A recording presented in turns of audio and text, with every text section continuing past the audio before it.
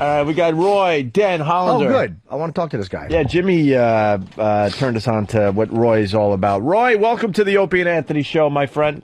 Thanks for having a serial anti-feminist on your show. I appreciate it. Well, Roy, what they're calling you. You were in the Post or the Daily News yesterday about suing Columbia University for the women's studies programs. Right.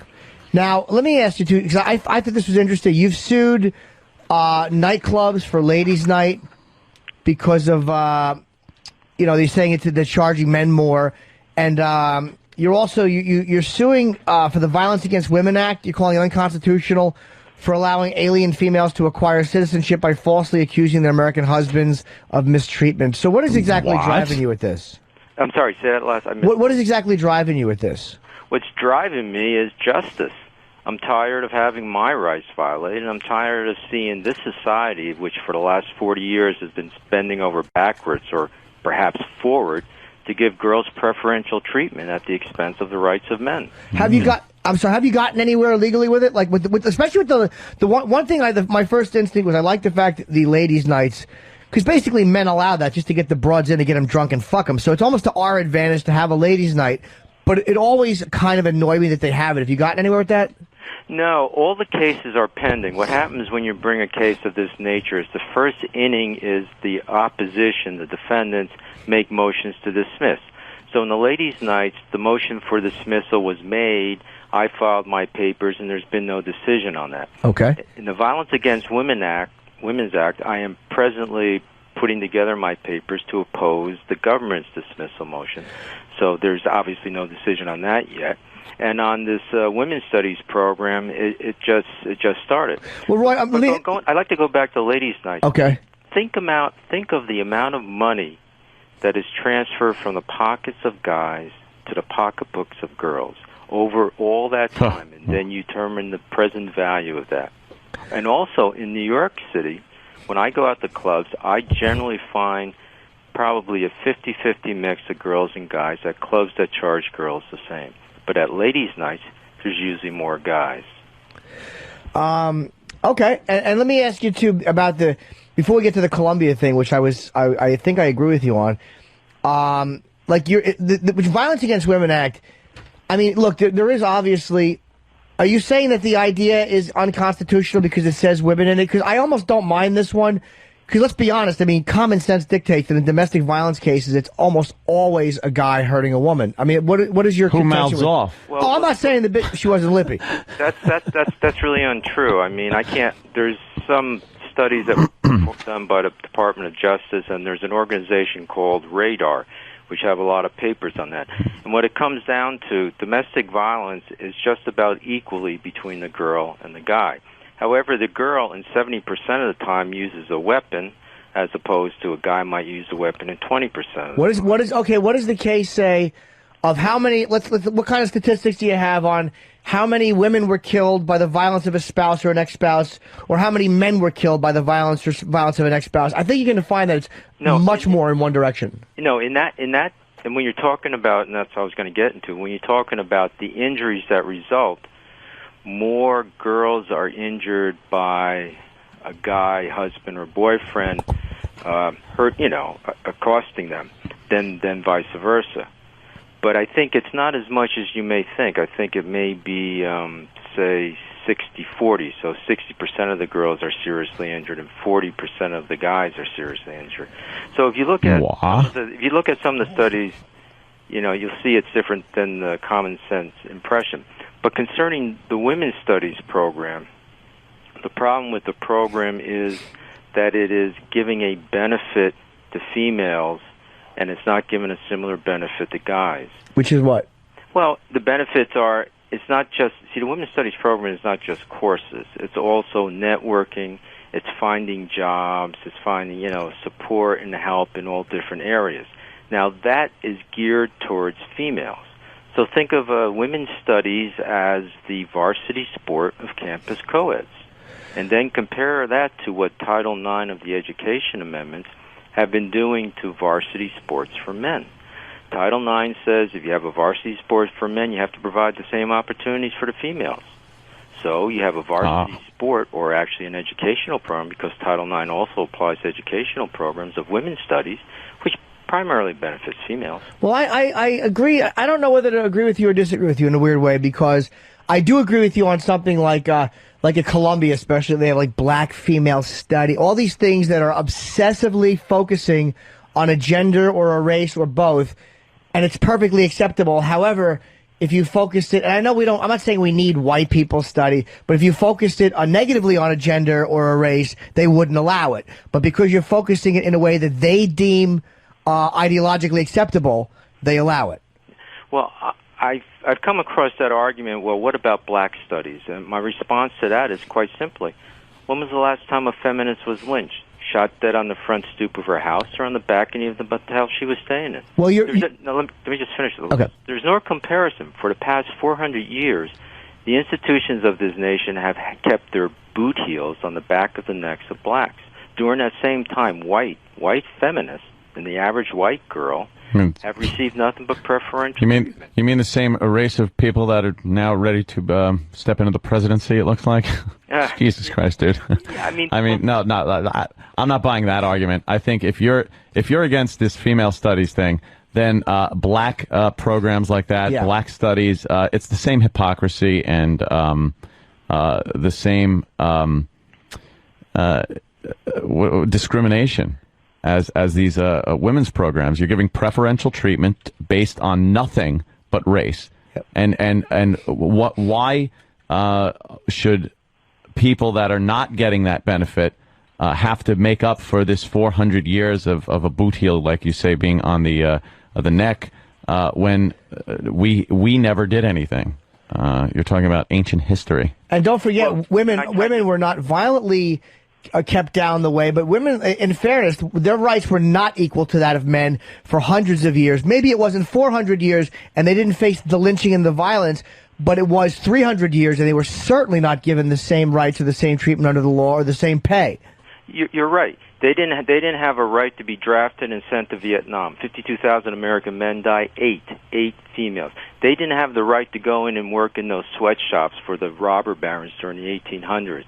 No, but they also fought for the rights to work. You're right. They were discriminated against. But was the discrimination beneficial to them or harmful? Was the discrimination based upon prejudice or not? They were discriminated against, but not to the extent that blacks were. Maybe not, but okay, so what you're saying is that they should allow black studies because they suffered a 9, and women's studies shouldn't be allowed because they suffered a 5.5 or a 6. Yeah, where do you draw the line? Yeah, what's your exact barometer? I would draw the line at that, because black studies is not an ideological or belief system. It's history that was previously ignored by America. It's agenda. It's so agenda-driven. It's very agenda-driven. Come on, man. You can't deny that certain types of colleges that have racially oriented courses are not agenda. They call them history revisionists. I mean, sometimes it's right to revise the history, and other times it's just putting a negative slant on what was already said.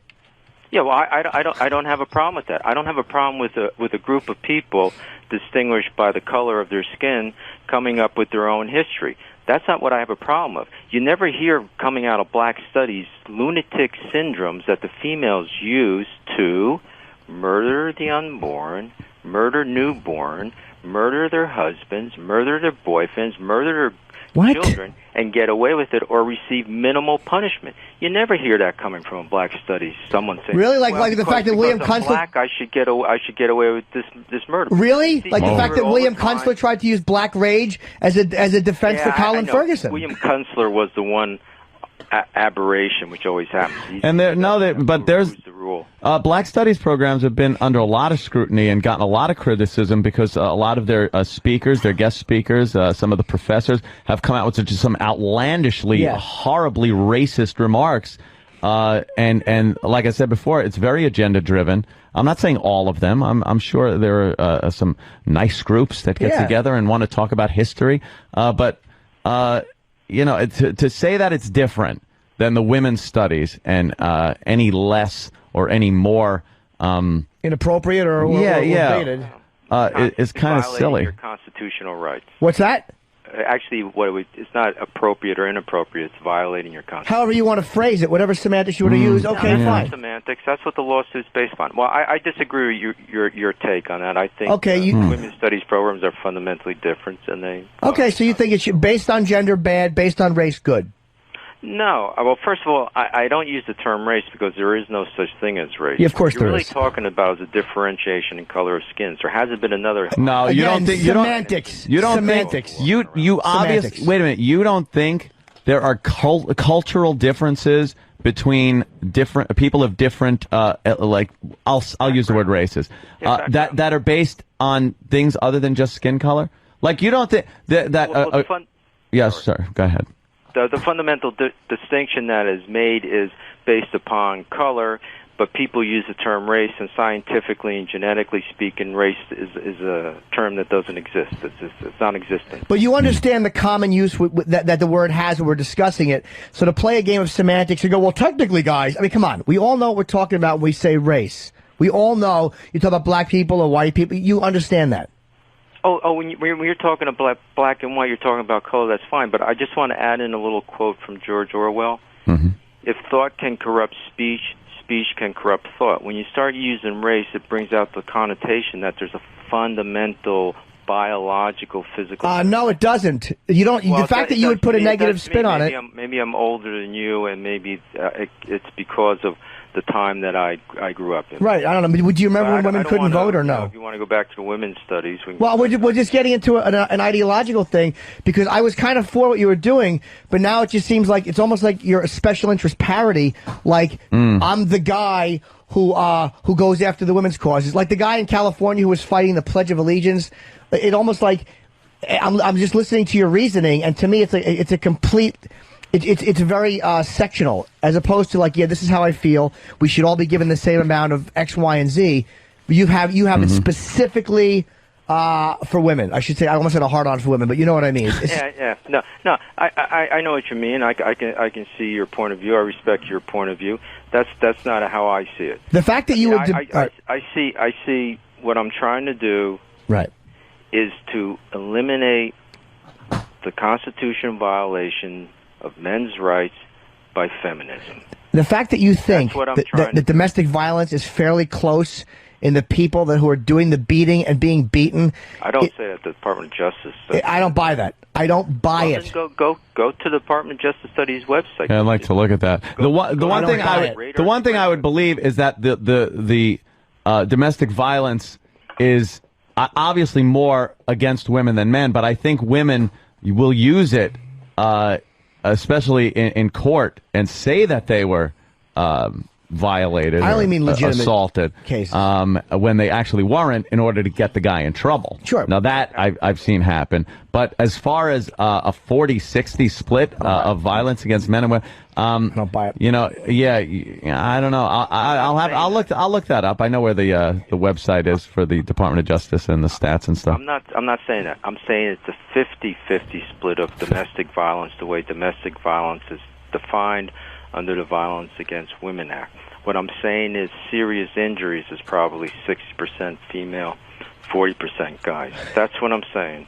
And look it up. If I'm wrong, go on the air. We'll take a look. I'm a jerk and a liar, and I'm. No, I don't think you're a jerk and a liar. I just think that the fact that what bothers me is that there's such an inconsistency in your view of what is okay to stress. Like, and I agree with you on feminism in one point. I think in the old days, feminists used to be about wrecking roles. Like, hey, blue doesn't have to be for boys, pink doesn't have to be for girls. Girls can do this, boys can do this. I think it was a lot about removing roles and these bullshit little things corners we get painted into. And then it turned into men are bad. Right. So I kind of like the fact that you're going after these studies, because I think that the women's studies shit annoys me. But the fact that you have all these excuses as to why racial studies are okay, they're the same excuses used to justify women's studies. Right. Well, my belief is that's not so. My belief is that the black studies programs do not wreak the same type of harm to constitutional rights that the feminist program. And I take it you're pro-choice because you mentioned that, right? You can criticize my belief system. That's fine, but that's what I believe, and I believe I have grounds for that. Why do you hate women? You can't hate that which you lust after. So it's not females. So you lust after women? Let me finish this. Sure. It's not the females I hate. It's the feminists that I despise. Mm-hmm. When I go to a club and I'm trying to find some girl, hit on some girl, if I come across a feminist, I move on. But it's how do you know she's a feminist? The target is hairy armpits. Go ahead. How do you know she's a feminist? Well, when she starts, when I use the term girl and she tries to tell me to use the term woman, or sometimes they just call man. me a chauvinist pig. I'm a guy. It's pretty obvious. But wait a minute. And you also mentioned, like, you mentioned, like, the fact they want to kill the unborn. Like, so you got basically a pro-life stance, and you're annoyed at all these, you got a weird thing with women. This is not just about the Constitution, and I think you're being dishonest with yourself and everybody else if you don't just say exactly what it is. Like the fact that you would walk... Wait. Did you read the VAWA case? The what? Well, I have a website that has a Violence Against Women Act case. I have 3 lawsuits, okay? Mm-hmm. There's a Ladies' Night lawsuit, there's a lawsuit against the Violence Against Women Act, and there's this lawsuit against women's studies. If you read the complaint on the Violence Against Women Act, you will see the tipping point that pushed me into this effort to stop the feminism from violating guys' rights. And that was pretty much the Edgar Allan Poe horror of divorce that I went through about 7 years ago. So that's the tipping point if you're looking for the immediate motivation. Okay, now I see where his motivation came from. Ever since it started many divorce. years ago, because I knew it was just another special interest group trying to get what they don't deserve. Hey, Roy, it seems like it's a waste of time to go after the clubs and all. Why don't you go after, like, lawyers that are defending women in divorce cases? Because that seems to be way out of whack and way there's no balance there whatsoever. That's a problem. The guy gets screwed almost every single time in a divorce case. That seems like it would do more good than going after club owners because they have a ladies' night. I mean, you're right about that. I mean, a lot of these lawyers they'll tell the lady what they should say, basically what the lie. The lawyer sits there and says, well, if you say this, you'll get this. If you say that, you won't get that, and that's what they do. Well, why don't you just try to change the system? There's no way I can sue those guys because I have to be, whether I bring the action myself or I bring a class action, I have to be injured. Now, that's an interesting point. May be able to do a class action, but it would be against... that's interesting. Maybe that can be done. A bunch of guys who have been screwed over by their wives' lawyers. There you go. And bring actually a mass tort against them. I like that. Did your ex punch you in the face? Let me think about that. That's a good idea. I never thought about that. Did your ex punch you in the face? Because something's going on here. I'm sorry. Can you say that again? And I'm being serious. Did you have some violence at home? Did your ex-wife punch you or something? Well, she came at me with a knife twice, but I know martial arts, so that was no problem. No, you see, it wasn't the experience with my ex-wife. Okay. It was the experience that I went through when I was in a divorce court. I had a judge laugh at me in the divorce court. My ex-wife is a member of the Russian mafia. She's a Russian mafia prostitute. Okay? Now, she had a couple of her goons threatening me. Really? I went to the FBI with the tape recording. The FBI calls me up and says, well, we found out who the guy was. I said, who is the guy? And they say, we can't tell you. We don't want to violate the guy's privacy.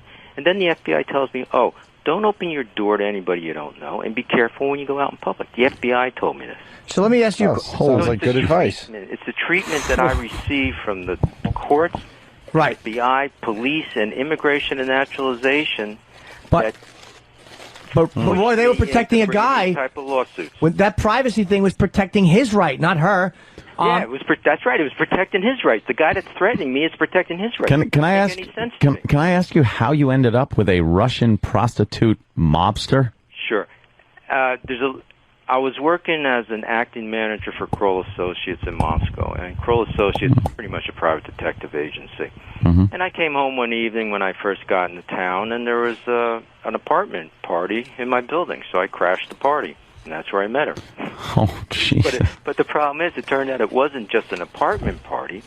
It was the office of a modeling call girl prostitution ring. I mean, in Russia, Lucky you moving in right next door. Huh? Wow, wow, wow. Wow, wow. Very nice. Very nice. You're going to like this part. Great success. When she was a teenager, Yeah. she was a mistress to a Chechen warlord. Really? Now, how did I find all this out? Because Kroll Associates uses guys in the KGB, well, actually, it's now the FSB and military intelligence to find out information. So after things started going nuts, I asked some guys I knew in Russian military intelligence to check her out. And that's what I find out. Wow. So, Roy, is the Violence Against Women Act the unconstitutional thing you're going, is it simply because it allows alien women to acquire citizenship by falsely accusing their husbands or ex-husbands of mistreatment? Is that the part of it you're going after?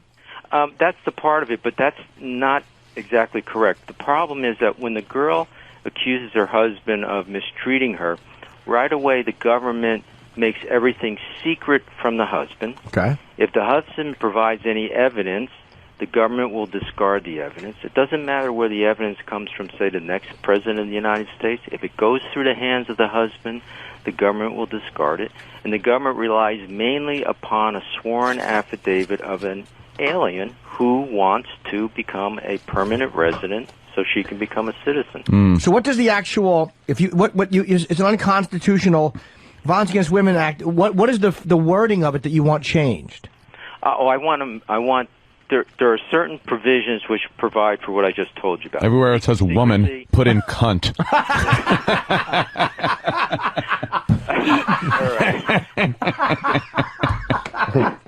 There are certain provisions that I want declared unconstitutional. That means they no longer exist, such as the secrecy. So what I'm looking for is that when an alien wife accuses her husband of mistreating her, and it may be true or it may be false, then the husband has a right to appear and defend himself. Right. That's all I'm asking. It's the same as if you marry an American girl and she accuses you of domestic violence, you get to show up in court. I mean, the judge might laugh at you, but at least you're in court. But so that's the part of it. So you're not against the Violence Against Women Act. You're against a part of it that allows that to happen. Yeah. Okay, so it's important to ask because the knee-jerk reaction is to be, how could you be against Violence Against Women Act? But it's just that part which is perverted and misused to really fuck guys over and not allow them to hear the evidence. Right, and that's why the act was called Violence Against Women Act, so that people would get a knee-jerk reaction. All right, because that's got to be good. Yeah. I mean, who would be against that, right? You got to understand, the feminists admit this, that they created that act, and they got it passed. And after it was passed, some of them even laughed at the legislatures for passing it. And they admit that. Well, the feminism, I think you're right about them, and I also think you go way too far with it, and you don't acknowledge the shitty history women have had, and you make it look like women can do anything and we can do nothing. And it's like, it's just, even though I think a lot of times you're right, like divorce cases, and there are many times where they're given the benefit of the doubt and it's annoying, and there are women's studies groups which are annoying, you're making it look like things have always been equal, and women have never had any trouble in the U.S., and I just think you're allowing your irritation at your ex-wife, or your probably justifiable hatred of this woman, to really fucking skewer your way of looking at things. That's just my opinion on why. Because I'm listening to it, it almost sounds like a special interest parody, like I said before. Well, actually, I mean, besides definitely, I hate my ex-wife, but it's really the hatred that I experienced at the hands of the system, which I now refer to as the feminist establishment. But let me ask you a question. Sure. If I were to go out and, say, machine gun a bunch of feminists at a convention, and then I were to argue PMS, persecuted male syndrome, how far do you think I'd get? No, exactly where you deserve to get, nowhere. And it's like, that's just exactly. silly. So when a girl kills, when some girl shotguns her husband in the back and gets 7 months, that doesn't just seem something wrong there. Yeah, just like it seems wrong for a lot. You're taking a thing, there's a real physical thing women have with PMS. Everyone knows they get cunty. And you're looking at times where the law has allowed some slick lawyer to pull that shit off, but that doesn't mean that it doesn't exist. I mean, that's a silly example you're giving. No, that's not a silly example. Of course it is. That happened. The girl shotgunned her husband and got 7 months. How often does that happen, though? No, it was premeditated murder. So the point is, let's take it back to one step. Okay. The feminists are always arguing for equality. Okay, so if girls and guys aren't equal, then the laws should be changed to reflect the fact that they aren't equal. And so so what I'm trying to do is, well, if feminists want to be treated equally for everything that's beneficial, or for mostly everything that's beneficial in society, I'm trying to use the argument, okay, you want equality? Here, take the worst of society. Well, and my belief is, this is my strategy, my belief is then if that can be successful, they'll change their tune, and we'll go back to a rational situation where, yeah, girls and guys are different. When was it rational? Well, girls and guys are different. How can it's funny, like you don't mind that, but like you have a problem with the racial differential. Like, oh no, there's no difference, or like I don't like the race doesn't exist, but yet with gender you have a definite, a hard cement wall. Yeah. Well, scientifically speaking, race doesn't exist. I mean, I'm sorry. You know, you do your research, scientifically speaking. But socially, it does exist. But socially, scientifically doesn't exist. Socially, it does exist. You're talking about difference in skin color and maybe the difference in the part of town, socially, town or country that they. That's why I said socially. Basically, I don't think there is a fundamental. Again, that's what I don't feel I'm being discriminated against by anybody of a different color. Again, Roy, that's why I said socially. For the fifth time, I said socially. Okay. It does matter. Social. Okay. So I don't know. Do you feel that hip hop discriminates against you? No, but I do think that hip hop is allowed to get away with certain language and certain expressions that would get me as an artist in trouble. Wait a minute. Listen to some of the language you just used on your show. You used that word C-U-N-T. Cunt. Yes, but we're all adults. Nobody's going to give you a hard time. I'm not talking about that. I'm not talking about uncensored talk, but I'm talking about like racial language. And come on, how do you not know that? I don't know. I mean I take a hip hop class. I don't. Well, how old a guy are you? I hang out with a lot of guys. Wait, you take a hip hop class? What do you mean? I take a hip hop class. What is that? Right. Well, it's a class that teaches you how to dance hip hop. I can't. I just go because there's like 30 or 40 girls in it. How old a guy are you? Well, I'm not going to tell you how old. Why? I'll answer any question you ask, but I will. You go to a hip hop class because there's 30 women there? Yeah. What, there's like 30 or 40 girls there. But they're dude, women, they're girls. You're going after all this, and they're in their 20s. You won't even say how old you are. That's the way a woman thinks. Well, you're a guy. Well, it's for the same reason. I mean, if I tell you guys how old I am and it gets out, then when I go hit on some pretty young girl at a nightclub, I can't exploit her infinite capacity to delude herself into thinking I'm younger. Give me a break. That's just silly. I'm not going to stab myself in the back that way. Why? You don't think that a lot of times women like an older, more successful guy? That's just phony. You're phony, dude. Yeah, but you're fucking phony. Is this guy for real? 20. No, he's a phony. My middle age. You want to get pussy. You're mad that you're not getting pussy. No reason to get nasty. I'm not getting nasty. It's the truth. You take a hip hop class. You're probably 50 years old. Stop with the name calling. You're fucking phony. I'm calling you a name. Now. Okay. This is my. I have to answer the phone, but this is my response to your accusation. Yes. Peru turns a blind eye to dueling. Exactly. An old white man should not take hip hop classes. That's my answer to you. Give me a call. Fucking do the hokey pokey for Pete's sake. Be who you are. Can you do that? Don't be mad that you're not fucking hip and relevant and women are ignoring you. How desperate are you for pussy that you got to go to a hip hop class? Dude, that's what I'm talking about. And look at Snatch.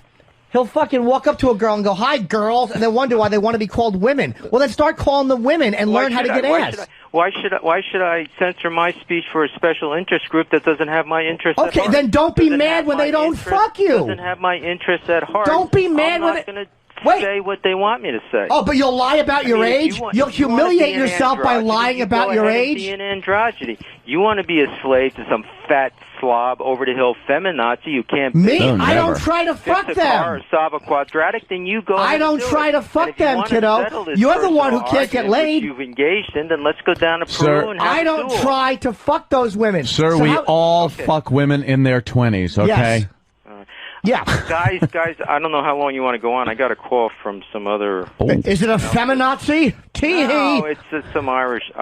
Roy, a lot of women calling and they say that you just hate women. I want to put... He doesn't get laid and that's his problem. I want to put Elizabeth on the line with Roy. Elizabeth from Westchester. Hey, how are you? Good.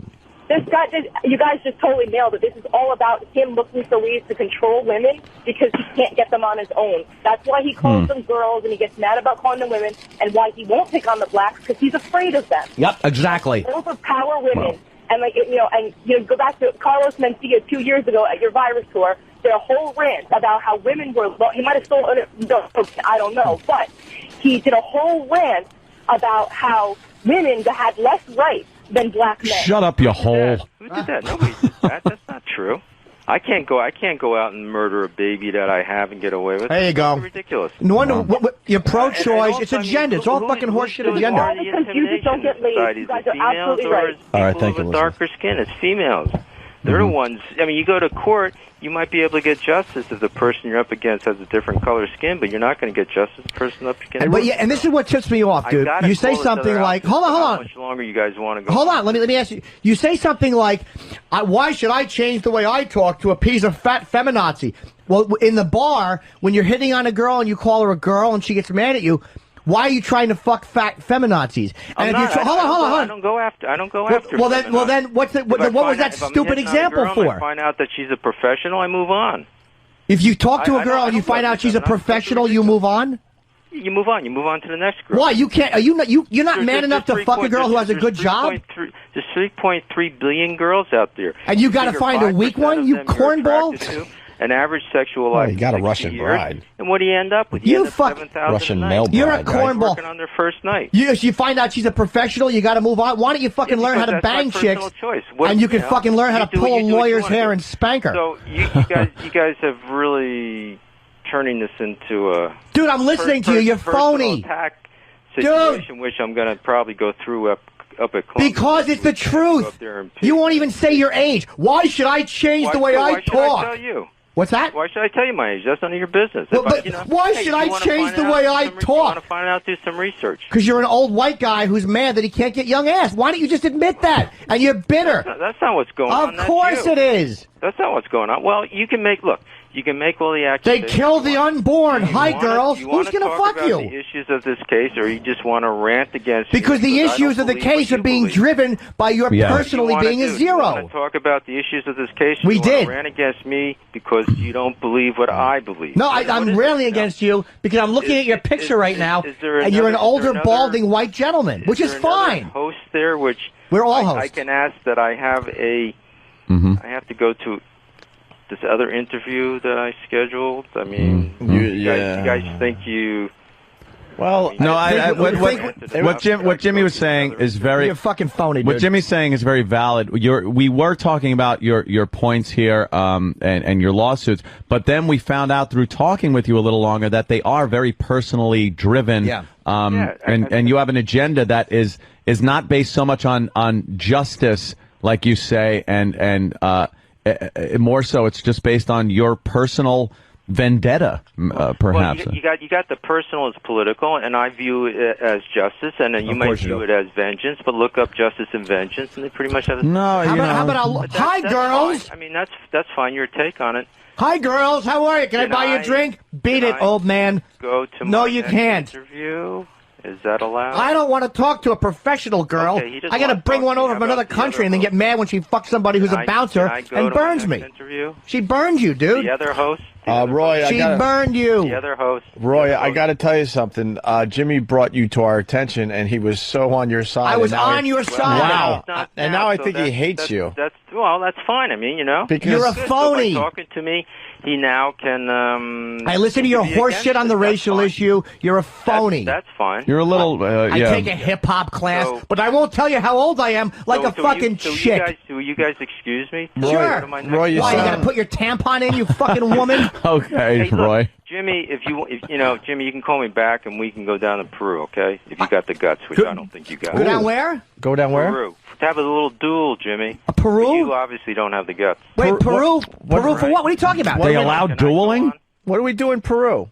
Dueling. Peru turns a blind eye to dueling. They allow dueling? Oh, what a Dueling fucking so asshole. So I challenge you to a duel. How That's the about way it this? works. Oh, That's my God, fucking please. childish. Oh, is it? Yes. Are you Police too scared to substitute, go? Anthony. What's Can we that? do that? I would love to duel with this guy. Yeah, you're the one who's engaging in personal attacks. Yes, I do. I don't like you because I think So, you're fucking okay, phony. fine. Okay, It's fine. obvious that you have a tough time Go back, getting we can broads. argue that over the telephone. Why do we need to have a duel when you're a lawyer and I Because you're talk for a attacking me living? Personally, what do you want me to do? Just Because your fucking personality is what drives this whole thing you're doing. Yeah, so, let's. guys, can I go to my next interview? No, this is way better than any interview you're going to do today. You're phony, dude. Okay. Let's fight it out with words okay? instead of guns. Let's go to Peru Okay. for a duel. How old are you? okay? You're a lawyer, Is aren't that you? okay? You're a lawyer. You should be able to hang in there. Hi, girls. Well, Can I okay, buy you let me- a hot let me toddy? call- okay, let me call this Shut up. guy and tell him that I'm going to be. Oh, fuck that guy. Come on, Roy. Stop it. Roy. Good old Roy. Roy, do you have a ponytail? I think Roy has a ponytail. No, that was back in the hippie days. Yeah. Hi, girls. How are you? We want to be called women. You dyke feminist. Roy, it sounds like you have a tough time getting women. Why? 1, 2, 3. I said a hip, really. hop, a hippie, hip, hip, hoppy. You don't stop. You're rocking to the bang, bang, boogie. Sit up. I'm gonna. The fat boy. No, stop two-stepping. Roy's a nerd. Is that okay with you? Roy is a nerd. So, All right, class. Today we're going to dance Okay. to Parents Just Don't Understand. You want to continue the Roy's a nerd. See you then. Let's go to All right. Peru and have a Get duel. home. All You got my right, number. then. Bye-bye. Goodbye, Roy. Take care. Fucking Bye, Roy. Stupid lawyer. Beat it. Here goes Asshole. Roy. Here goes one of our fine guests. You want to go to a Peru and have a duel? A duel. I was on your side, stupid. Oh, he got him. hot under the collar. That was to the point funny. he challenged Jimmy to A duel. He wanted That's- to kill you. He wanted year to is shoot this? you and kill you. 1789? But Yes, again, a duel. That's what I hate about a guy like this. Like, you call him out on his horse shit, and I was on his side Yes, you are. until I listened to his phony fucking reasoning. Completely driven by his own personal reasons, whatever they might be. His ex-wife, mommy issue. I don't know what they are, but it was completely driven by his personal agenda. Yeah. And so that's not justice. Justice is supposed to be blind. You weigh the facts and you make a decision. That's why there's that scale. And she's blindfolded. Ooh, And very if- nice. And this guy's bringing in his personal fucking agenda into his cause here, his crusade. And if your personal experience is what's driving your cause, let's say, well, then your personal experience can be talked about. And I mean, he mentioned his ex-wife. He mentioned he goes to a hip-hop class. Well, how old are you? Which was hysterical. But Because he said, this is what's annoying, because he says things like, you know, when I went to a bar and I walk up to and I go, hi, girls, and they critique the, okay, so you've already brought your personal interaction into it. Yeah. So don't get mad at me when I call you out on the horse shit right. of what you're saying. Like, what do you mean you don't want professional women? What women are you well, how stupid are you to go up and go, hi, girls? That's not the way it works Hey, today. girls. But it's also his personality, because, I mean... He's a fucking Hey, bore. toots. Has anyone ever been corrected and a woman goes, I'm a woman, not Yeah. a girl? I have never been corrected. I've had it happen, yes. Or, Really? I've heard So of Jimmy's it, been yes. corrected with, no, sweetie, I'm not quite a girl, daddy. That they can kill the unborn. You can just hear this fucking stupid agenda he's got. This which guy's- is so much annoyance at women. It's an unhealthy amount. We get it. They're all terrible. Men's rights are gone. We get it. Men are victims. We get it. He's going after clubs and club owners. He's trying to fuck What young a waste chicks of time. who don't want to fuck him. That's the You Yeah. don't take a hip hop class because he went to law school between 81 and 83. Hmm. So you do a little math. What are you, 22 in law school? He's so about approximately 50. 45 to 50. Fine. It's about 50. If he said I'm 45, I like to fuck younger. I mean, that's cool. I got no problem with that, dude. I'm 40. I like to fuck What young happened? girls. What do you got? What? You want to continue with him? Yeah, let's get Roy back. I'll take Roy back. I like Roy. I have my finger player. Oh, this Roy. Now Roy. he challenged you to a But duel. that's exactly who he is. What's the matter? and I'm what- not a fucking chick. And in the middle of you yelling, I was like, please substitute Anthony in the Oh, yeah, I duel. did. Oh, okay. His duel. I'll go down to Peru and duel him. Fuck Yeah. him. What are you doing? Your wife's beating the argument. Fucking hit her in the throat. At the last Stupid. At the last second, Jimmy goes, I want a substitution, Oh. and gets Anthony off the bench. They turn a blind eye in Peru. Do they? What the hell's that all about? Don't. Of course they What are you don't. talking about? What are you talking about, Just Roy? being silly. Here comes Roy. A lot of people on the phone. I'm sure that a lot of them agree with him, too. Hey. No, I don't think no. so. He's cock blocking himself. Patrice should be here. Jim made some powerful points, calling him kiddo and cornball. Well, I will explain to Roy, without yelling and without being rude, why I was doing personal attacks when he comes back on. Like, why it went there for me. Jimmy, I'm going to sneak in a sandwich, all right? Okay. All right. Roy, you're on. Okay, before we start Well, let arguing... me just apologize for hanging up, but you see, I had made a commitment to another interview at 10 o'clock. That's fine. That's fine. Call on my mobile, but the guy was calling to change the got the date, hip so I mobile. found that out, and so His I'm getting mobile. back to you. No problem, Roy. This is Beat up why... on me some more, okay? This is why I started going after you on a personal level. And I'm not going after who you are as a fucking human or your parents.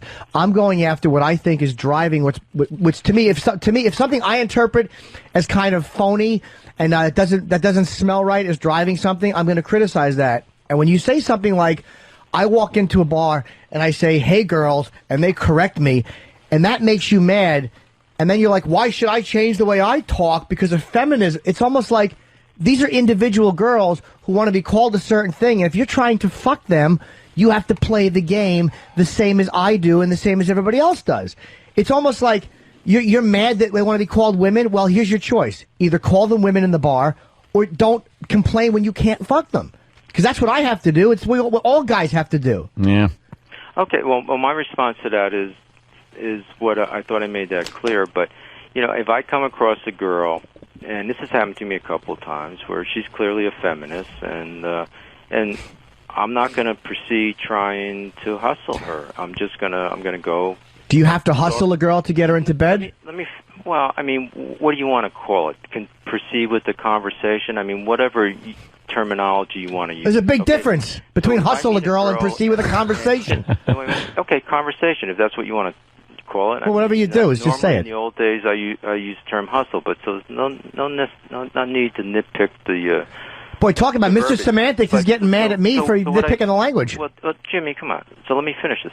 So what I do in that case is then I go and find a girl who I believe or hope is not a feminist. That's all. That's my choice. So a feminist. The girl doesn't want anything to do with me. That's fine. But you wouldn't fuck a feminist, dude. You want to play their games? You wouldn't play their games. I want to dump my loads on them, and I'm good at it. Yeah, sometimes you got to play. Whoa, excuse me. Hold on. You want to play their games. Here's a guy who won't tell you his age because he doesn't want women to blow up his spot, and you're accusing me of, do I want to play their games? You're playing their games. You can't even just be yourself and go, hey, I'm 45 or whatever it is you are. This is who I am. Fuck me or don't fuck me. Like me or don't like me. So you are playing games. Well, that's an interesting point. I remember a guy in Russia used to be one of the investigators. He'd just go up to a girl and say, look, what do you want? I'll give it to you. I don't want to play around and do any games. Okay, so we all do a little game playing. All right, well, then don't be selective and self-righteous about it. Some game playing I'm not going to do, that's all. And you don't want to talk to a woman in a bar who's a feminist. No, not a feminist. No, I don't. Okay. They're not all feminists, that's for sure. Of course they're not, but why can't you fuck a woman? Like, would you fuck a woman who's a Republican or a Democrat? Like, who cares? Yeah, of course. I mean, even if she was Taliban. Hey, Roy, I'm a little confused. I'm in the middle of my sandwich, but Okay. You're not going to find many feminists at ladies' nights. Feminists don't go to ladies' nights. Point. Thank you, Jimmy. I'm going to go back to my That's sandwich. actually a good point. Yeah, I'm good for one every once in a while. That's a damn good point. All right. Comment? Oh, yeah, my response is that I've run into them at ladies' nights, but of course that's anecdotal, and on a statistic basis, I don't know. But I would think that a lot of ladies who go to ladies' nights are what I would call budding young feminists. Really? Feminists. You know what I think ladies' nights are? But let me just finish. I mean, the objection to ladies' nights was that guys are paying more to get into the bar than girls. So there's a transfer of wealth from guys to girls. Yeah, but ladies' nights. Wait. Ladies' nights are specifically made to get girls in the bar, so guys have more hunting, more game to hunt. That's pretty much what it is. I think it's a good thing for the guys, and I don't think guys mind paying a little extra for a drink if there's going to be twice as many girls in the bars instead of a sausage factory when they go in, because the girls like going down there because they know they could get some drinks on the cheap. Yeah, but that's not my view and my experiences. Ladies' nights don't do that. When I go to ladies' nights in a New York City nightclub, generally there's more guys than girls. But if I go to bars that charge the same, it's it ebbs and changes throughout the night. But if I go to bars that charge the same, it's usually around 50-50. Okay, so basically, that's just from my experience. You'll embarrass yourself by not talking about your age. Like, you'll keep that a secret, which to me is I'm 40 years old, and I like to fuck girls in their 20s if possible. Sure. There's a humiliating thing to me about not admitting your age.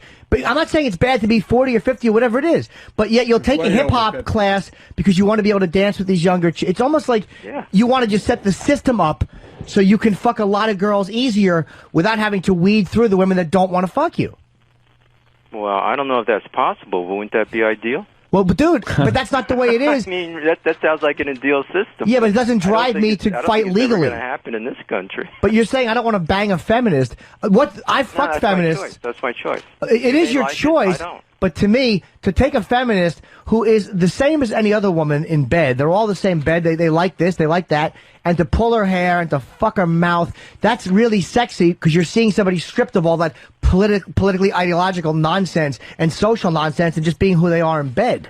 Yeah, but generally you have to talk to them beforehand. Yeah, and a lot of them are annoying, and a lot of them are smart and have a certain political view, but it doesn't interfere with what they're doing when they're trying to get dick.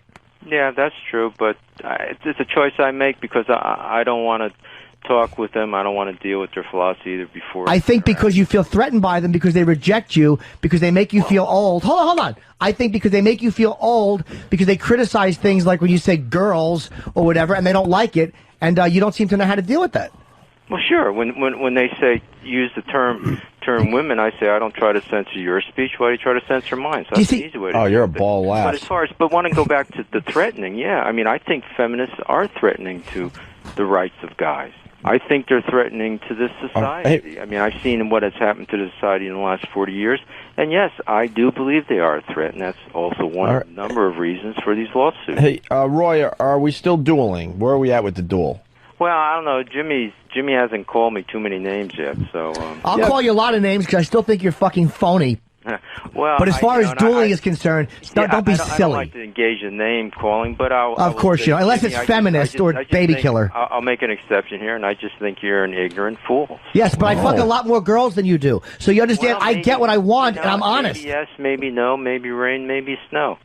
Oh, what? Maybe yes, maybe no. Maybe yes, maybe no. All right, we heard it. Maybe rain, maybe snow, and you. But yet you take that.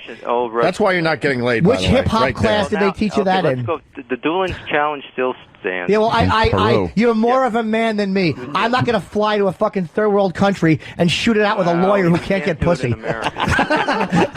Sorry. While you're in Peru, I'll fuck a girl here. Roy can't get pussy. You're right, Roy. You got me. Jimmy, here, this is what we'll do.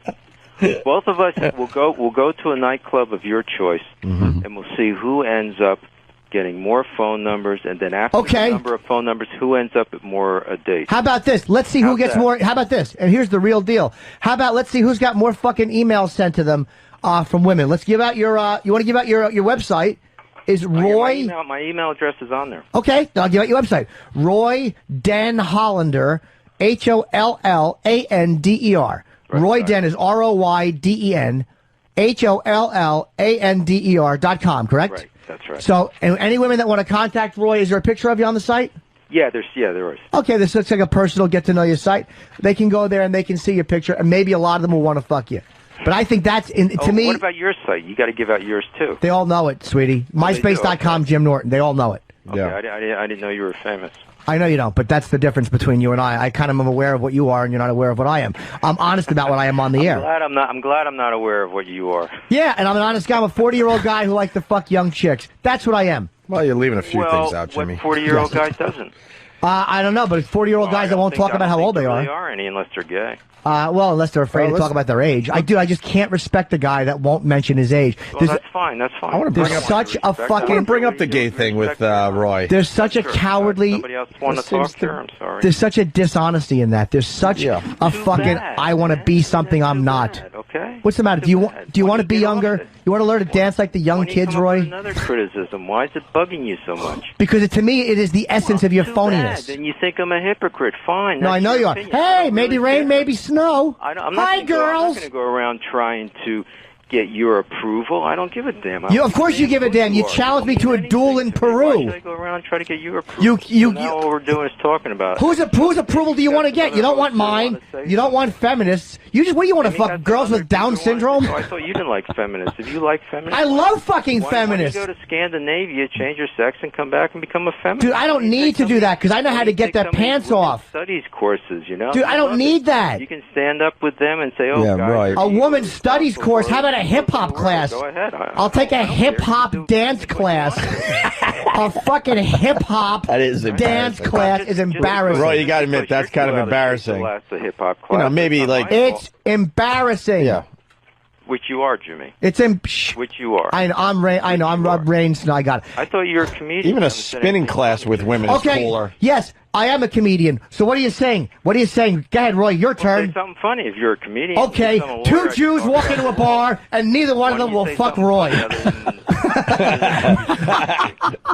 See, you talked over the punchline, stupid. That's very funny. You're probably as bad a lawyer as you are an audience member. You talked over the punchline. Naughty, naughty, Roy. Roy, I'm sorry, tisk, Jimmy, tisk. I didn't give you a chance at your punchline. Well, there you go. Well, you asked me to tell a joke. Why did the chicken cross the road? Because it thought Roy might try to fuck it with hip-hop dance lingo. How long does this show go on? Is this all you guys ever do? Roy, I'm telling you jokes. We ask for a joke. Jimmy's giving you his best material, Hey, Roy. okay, let me try this. All right. Hold on, here's a joke for you. Knock, knock. Roy. No, you go. You do No, it. this is Your a joke. participation Yeah, I joke. need your Everyone help. knows. So once again, joke, you do Jimmy. Knock, knock. Come on, Roy. We're trying to get you on the same. Hold on, Roy. We're trying to get you on the same page again. Say who's there? Okay. Well, all right, hold on. No, What a no. dope. He didn't even know where to go with knock, knock. All right, hold on. Jimmy starts. Hold on. Jimmy starts. Knock, knock. Yeah, who's there? A lawyer who nobody wants to fuck.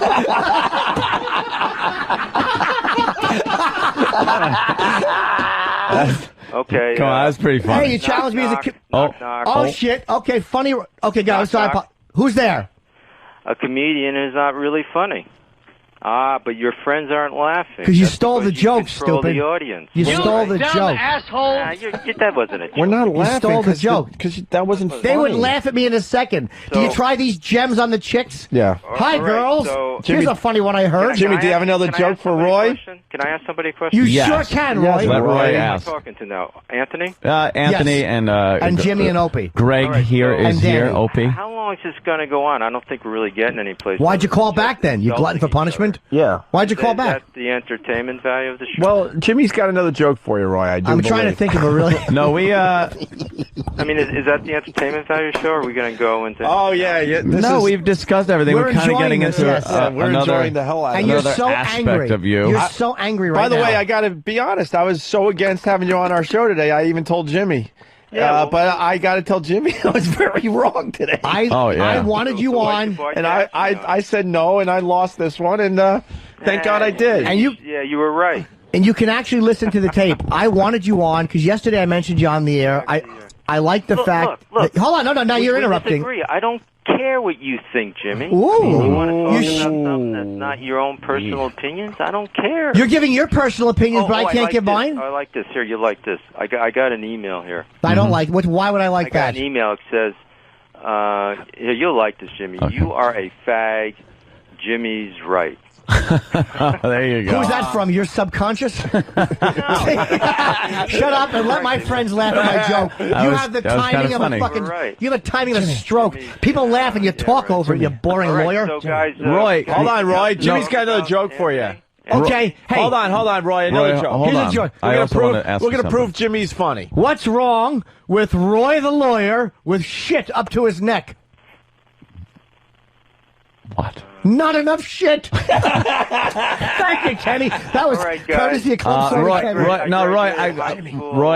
I would like to ask you. I would like to ask you something. Sign off, Roy? but it was. I thank you for Roy, having could I ask you a question? You on my show, and I Wait, appreciate okay. whatever you have to say. I got a good joke, Roy. You Roy. want a joke? How many guys. lawyers does it take to screw in a light bulb? Ciao. Oh, hold on. Chow. Chow. Roy, How do Roy, you? you didn't learn that in hip hop class. I wanted to know what Chow. kind of hip hop songs he dances to. Let's get Roy back. I want to get so into that hip hop class because I picture it, and it's such a douche chill. You know that scene from Saturday Night Fever when Tony Manero goes in, and Tony can dance, and he's going with the chick that can dance, and the guy that owns the dance place is teaching the old people to do disco duck. They go disco duck, and the old people are doing like the hustle. That's what I picture this guy doing in a hip hop class. Like old school fucking hip hop dancing. He brings a piece of cardboard and a boombox and tries to spin on his gray head. Oh, he looks like fucking the father from Mork and Mindy. Wow, very good. Yeah. What a fucking phony. I'm bastard. dancing the hip hop. I'm gonna dance a little of the hip hop now. Party rock! Look at Poe going. We're watching a video of Poe in Mardi Gras. Mardi Gras. Oh, that's perfect. Spanking the bitch. Ah, a little sexual assault never hurt there. Can we take a break? Yes. Because we got to wrap up a little early today because we really do have to go over to Sirius XM Radio God, that was funny. and have a big He's funny. a big powwow. Dude, guy was gold. You know what? Roy was gold. If he just wouldn't have been such a pussy with the racial issue, we would have got along fine. He is guilt-ridden. Fuck, of course. See, that's that hippie part of the white shit. Yeah. But that it's women the thing. same thing with the fucking. He's never seen some of these black studies courses where they bring in a fucking violent kill whitey professor Like when- or speaker that comes in and says that, and that's not harmful. Leonard Jeffries still succeeds when Khalid Muhammad was Yeah. speaking at Kane College. You know, it's just these Exactly. fucking a phony old white Be a dude, hypocrite. who that's a guilt-ridden white person. They're not, let me tell you something. I was just watching something on CNN during that conversation, and apparently they are putting a curfew in place in Hartford because of teen violence. I don't think they're feminists. It's amazing. People are saying that Roy is 58 years old, by the way. 58? No, I don't think he's. Ciao. Hey, ciao. Ciao, baby. I threw him. Ciao. I threw him into our site that we use to Throwing look, him into a wood chipper. to look Fucking ass. look up background information, and he lists two different dates of birth, but he's either 57 or 60. Wow. Because Okay. Law school starting in 81, that means he did, what, 4 years before that But at college? but like Travis was saying, that's assuming that he went into law school right away. I'm taking the hip hop. So he's 50 at the Classes. least, Jimmy. So if he's 57 or 60, if he would have said, "Look, I'm 57, whatever he is, and I like to fuck young," I mean, I got no problem with that with a guy wanting to bang young chicks. But to me, that it's like when that is what's driving you. And I listen to someone who can't talk to certain women in a bar. I choose not to. It's like, that's all it's about. You're just an old cornball, and let's go have a duel. Shut up, stupid. I don't use violence. I use my mouth to make a living. Insert joke there, Roy. You're a lawyer. You ought to do the same. Oh, we had a million Roy jokes ready to go. Oh, I know. We had Yeah, don't ask me to tell jokes and then get mad and then steal it and do it back. Maybe I that's know. your problem. Why did the chicken cross the road again? Because I thought Roy wanted to fuck it? Is that it? But then he comes back with the same He joke at came me. back. He used the fucking Marion's defense. Just used the same joke. And it's like he needs a dumb girl in a bar. I can't respect a guy who needs a dummy. It's like a feminist annoys me a lot of times on an ideological level. They are irritating and agenda driven, and I agree with him on some of what he said. But it's like, God, to get one of them in bed. Sure. I've had a couple of them, and when you fucking pull their little dirty hair and you fucking spit in their mouth, and you understand that that we're all the same in bed. All that shit goes out the window. It's fucking dirty and it's sexy. Their little power slacks come off. Yeah, you give them a good spanking. And there's a pussy under there. Squeeze that little fat pussy. Hey, can I do a Nice. spoiler alert before the break? Okay. Spoiler alert. What? So you could turn the channel or plug your ears. For what? Well, it's Olympic stuff. Okay. Spoiler alert. What? Did I give people enough time to Yeah, change? plenty. More than plenty. Okay. Usain Bolt. Who's Hussein? Usain or Usain? UC or Usain Ted Bolt. He's the Jamaican runner that I'm Ted. yeah that set the world record. Ted, man. I like to run very fast. Sometimes we run so fast, we drop a coconut. Yes. We like to smoke pot. Oh, shit. We come from Kingston, we run so fast. Ted the Jamaican, huh? I'm Ted Bolt. Me name Ted Bolt. Ah, fuck it. Just watch NBC tonight. No, I want to know. What about Oh, it? that's funny. Well, he set the world record in the 100-meter with his shoe untied, and he was celebrating. Remember that guy Yes. with the 9.69? They're saying, holy crap, if he took it seriously, he might have broken 9.60, which would be insane. He just set the world record for the 200-meter as well. He did. And that'll be on NBC tonight. Wow. Me used to run to school when me forgot me lunchbox. Hard to do, Ted, and not sound Irish. Me like to dance hip hop. Hip hop classes. I would love to see that fool how in there with girls that he says are in their 20s learning hip hop, and he's trying to do it. Yeah. Oh, would that be funny? Let's go to Corinne. Corinne in Jersey. She's a regular. What's up, Corinne? Hey, guys, I just had to say, Good Roy evening. is totally the guy in Boogie Nights who every time he walks into the room, his wife is fucking some other guy. Oh, God. William H. Macy's character. She's got an ass in her cock. She's got an ass in her cock.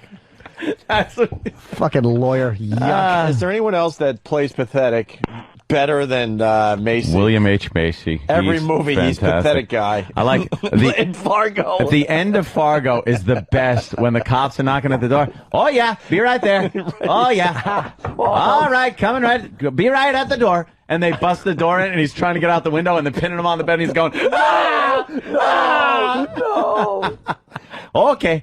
God, that was what a great falling apart and unraveling that role was. Oh, yeah. Fucking guy was amazing. That's brilliant. Just gets worse and worse, and he just like, okay, all right. What the fuck was that other? He was in the cooler, right? Yeah. He was the main guy in the cooler. And what happened with the chick he was seeing in that one again? Oh, yeah. I the forgot, end of but it it. was something horrific.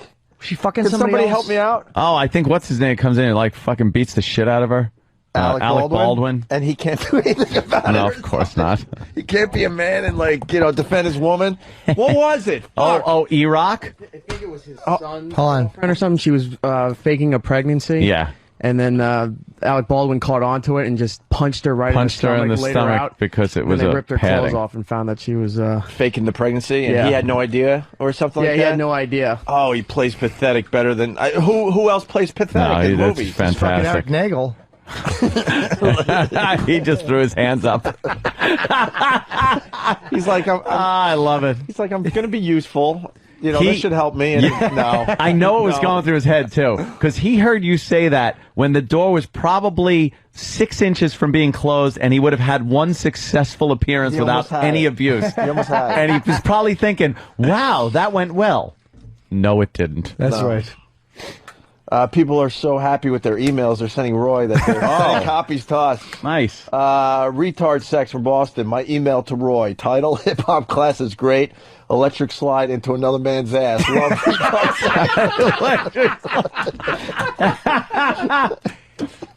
sex. Yesterday was all about creepy gay kid. Oh, wow. And today it's going to be all about Norton getting sued. Jimmy Norton. Our own Jimmy Norton. Norton. Welcome back, Jimmy. Thanks, guys. Yes. Jimmy's been in L.A. for pretty much the whole week. He comes back to find that some, in my opinion, douche is suing him. Yeah, it was in the papers. In the papers. Both the paper, New York papers here, Daily News and the Post, about how this lawyer that had been on our show on the phone, he had a lawsuit. What was the initial lawsuit he had?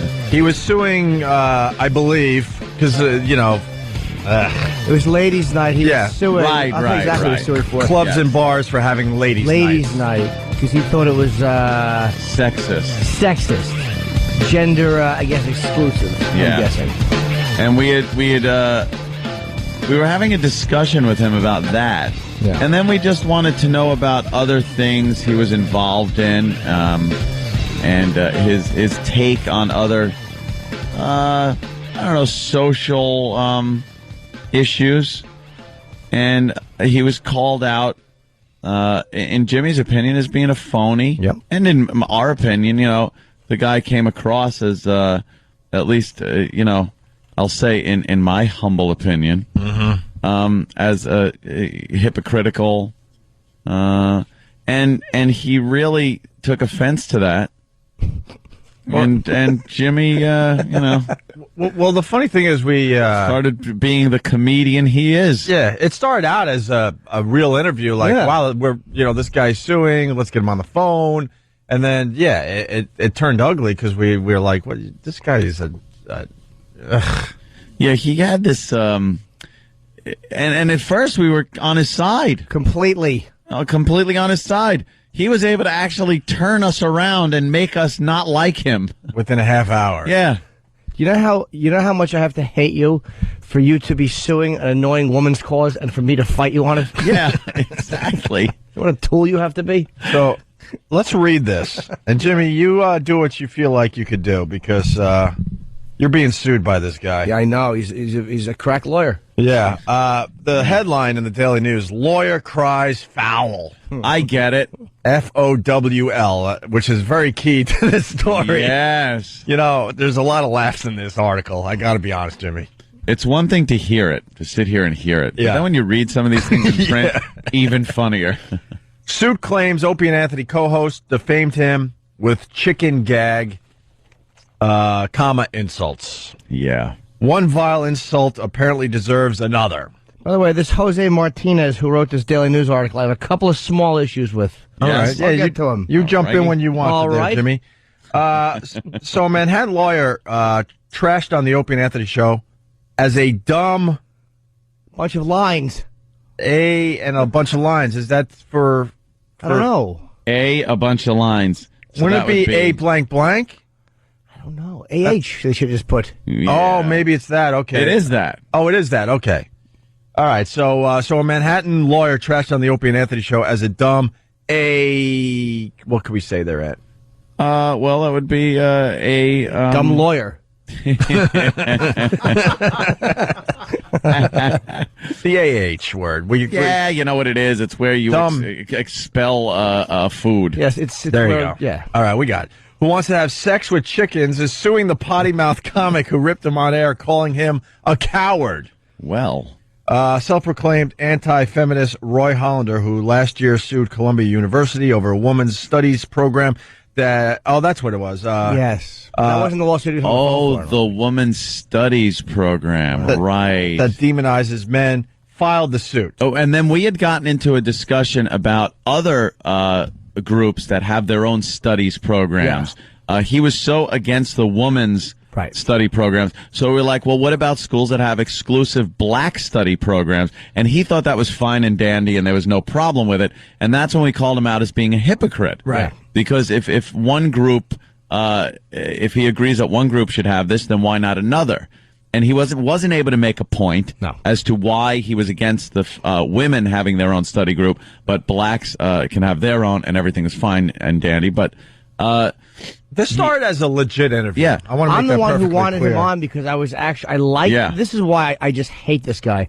Because I legitimately like the fact, because I think sometimes those study groups are men bashing. Yeah. And I was actually on his side. That's what annoys me so much about this guy. All right.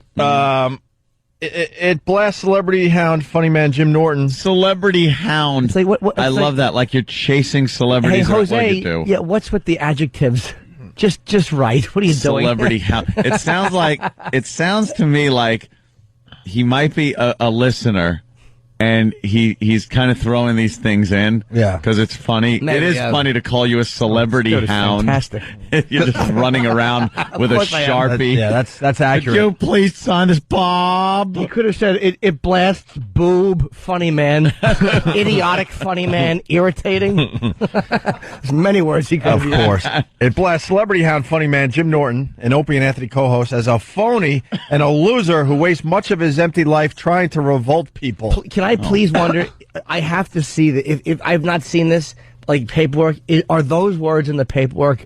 Is that actually in a legal document? Yeah, because if it is, I have to have that framed. You got to. if you're that upset that you want to strike back, guys, I want to be heard.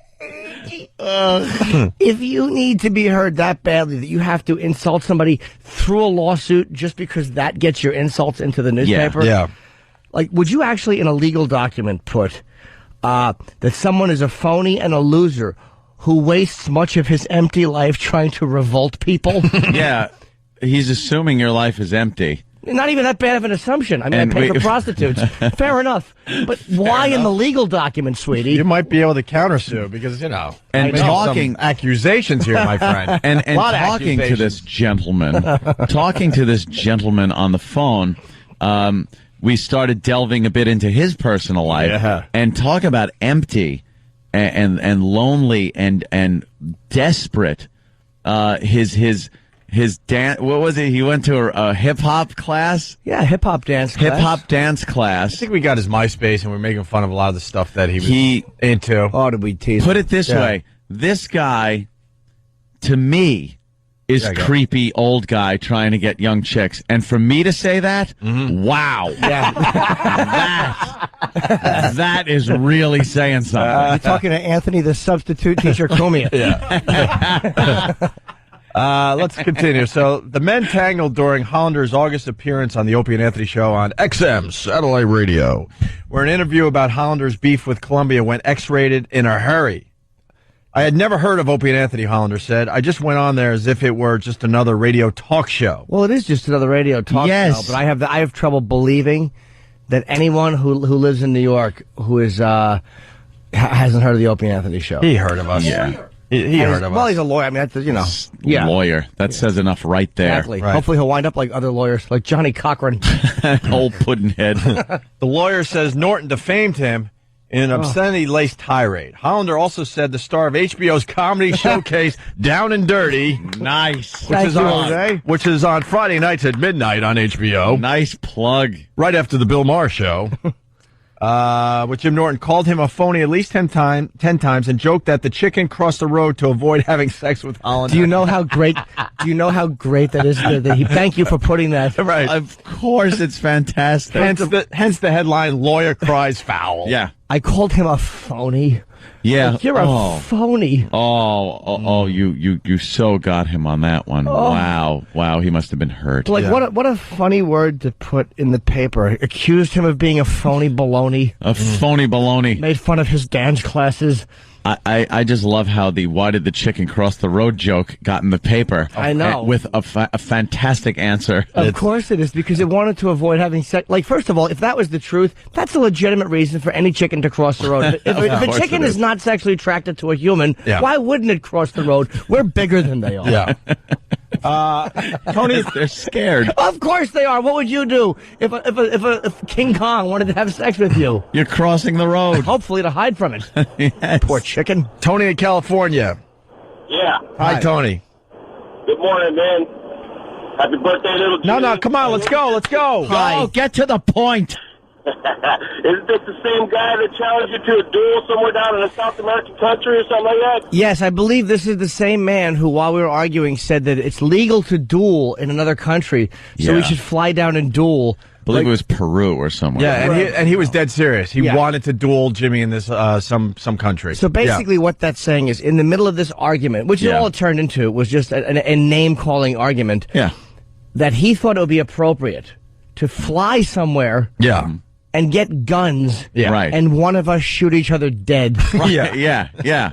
That was his solution. That's your solution. Jimmy's solution is to use his comedic talents to bring a little fun, sarcasm to the conversation, and his was to shoot you dead. Yeah. It's like, that was your idea. Like, we should, like my question was, would we go to the airport together?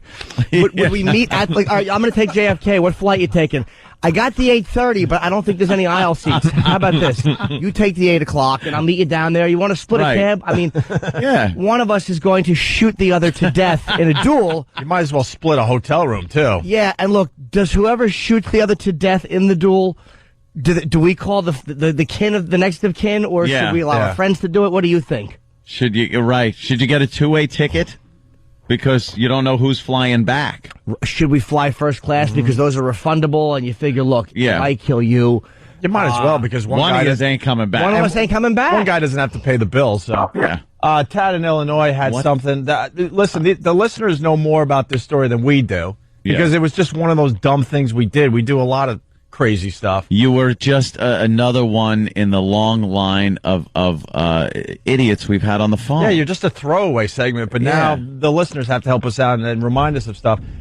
This guy was going to say that this guy set up the chicken joke because he goes, "You're a comedian, say something funny." I believe that was true, which is just hilarious. And I think it was a damn good one. It was a doozy. It really was. But Lulu. Now we know why this show was never replayed, because the boys behind the scenes were hinting,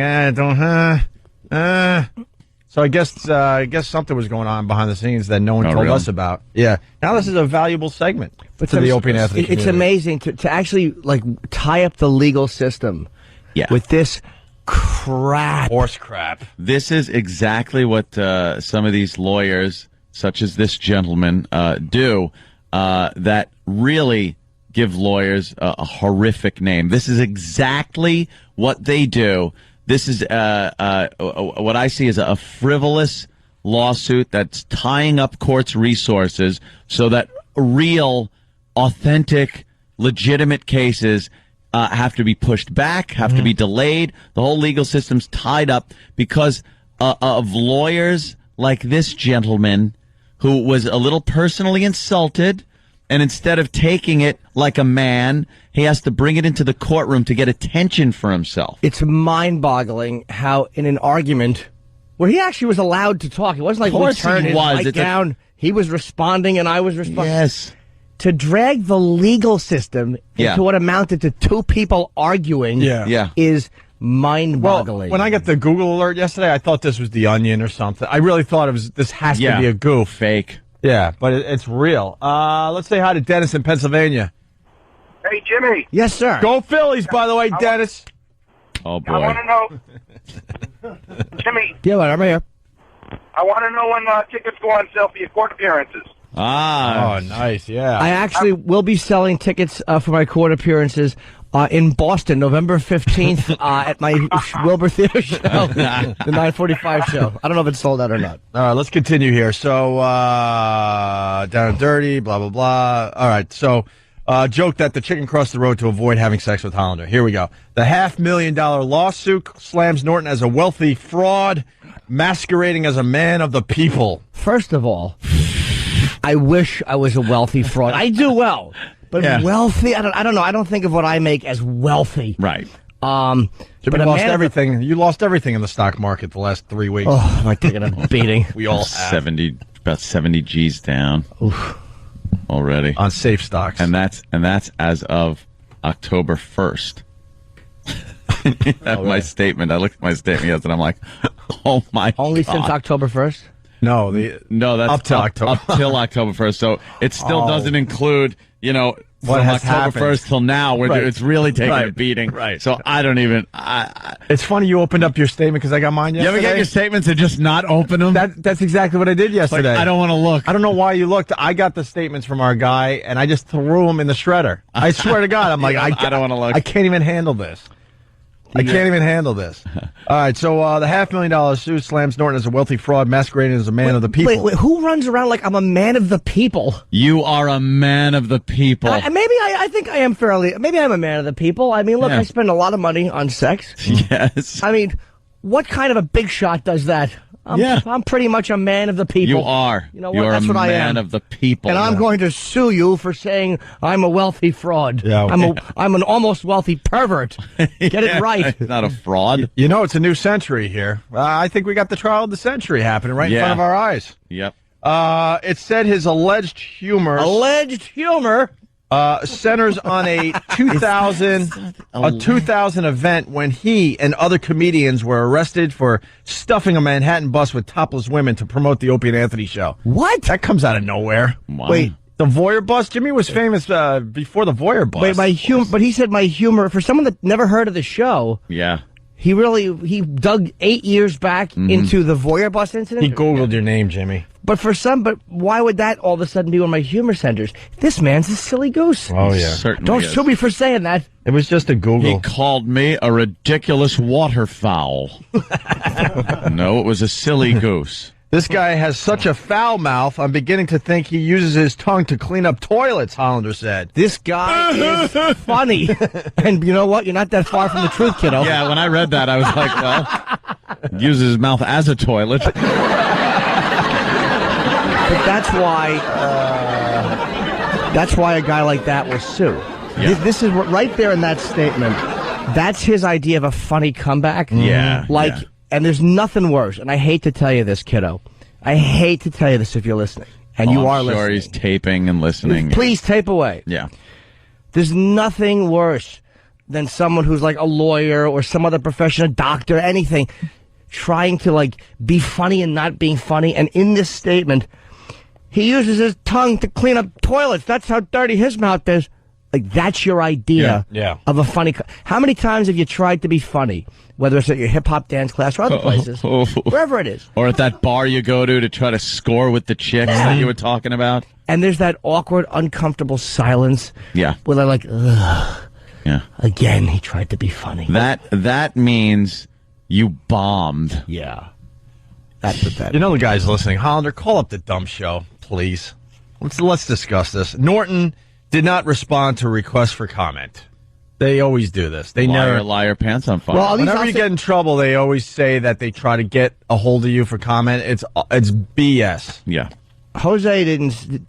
No one called us. No one called you. No one called our agent about this. Nothing. No, we never hear anything. The guy in the post who I'll get to, I have a problem with, or is it a girl, Dara, lied outright and said that I didn't respond to a phone call request, which is an out-and-out lie. That's just not the truth. Yeah, but they all do that, and there's no real way to prove except it. to say that they get away with that all the time. Yeah, except to say it's a lie. Oh, I know. That's one way to deal with it. True. The suit filed in Manhattan Supreme Court also calls Norton a celebrity suck-up who launched into profane on-air rants against Yankee captain Derek Jeter and Kiss frontman Gene Simmons because they wouldn't give him autographs. No, see? Again, this guy's just false. Out and out lying. My tirade against Gene Simmons was because he wouldn't take a photo with me in Vegas when I did. Right. Please. Not about an autograph. Get my childlike kicking and screaming straight. Okay. I kept reading. I did blast Derek Jeter. Of course, yeah. I kept reading this yesterday going, this can't be real. This is so silly. This is in court. This is in court. Yeah. Some court judge has to deal with this. This is the legal system has to be tangled up in this idiocy. Yeah. Some judge that could be better used doing something else, litigating some other, or officiating over some other case, is now tied up with this garbage because this guy felt he was insulted over on the phone when he's in the paper all the time. He's always bringing lawsuits. Always. And then you come on radio shows. I'm sure this isn't his first radio show. I actually heard him on Tom Likas. Really? Yeah. Oh, it was a Those riveting two must have interview. gotten along. It was. So you say you like to. It was a terrific, riveting interview. So the guy obviously is looking for publicity. That's what he does. That's why you go on a radio show. To get publicity for whatever you're doing. Sure. And then he doesn't like what we said or what Jimmy said to him or about him based on what he said. Jimmy didn't just pull this out of his crack and start rambling on about things. It was all based on what this guy was saying. He didn't just, you don't just pull out the guns and start blasting away. This guy wound up saying things where it gave us enough rope to hang him with. He was being, I don't know.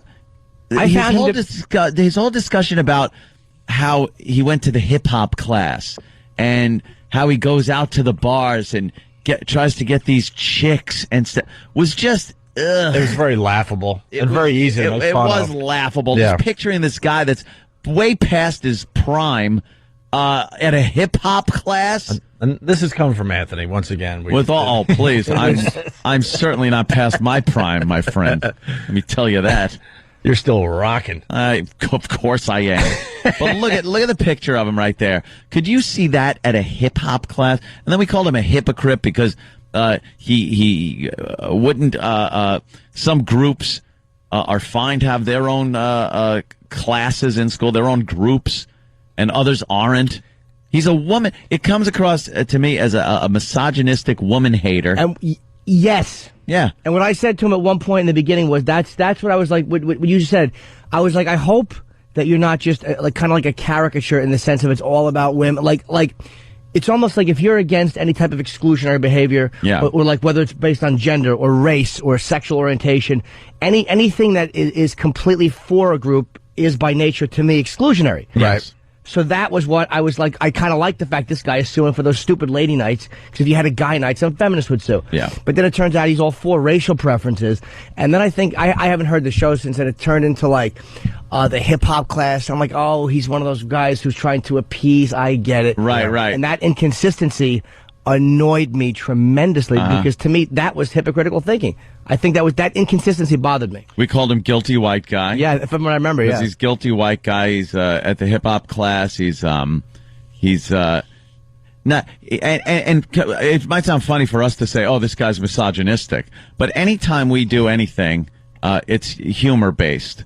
When we go in that direction, this guy just, from his conversation over the phone, I found, that he came across as somebody that just legitimately doesn't like women. Didn't he there was a situation with a wife where he got burned or something? And that's what I think where I really started to dislike him is when we talked about domestic violence.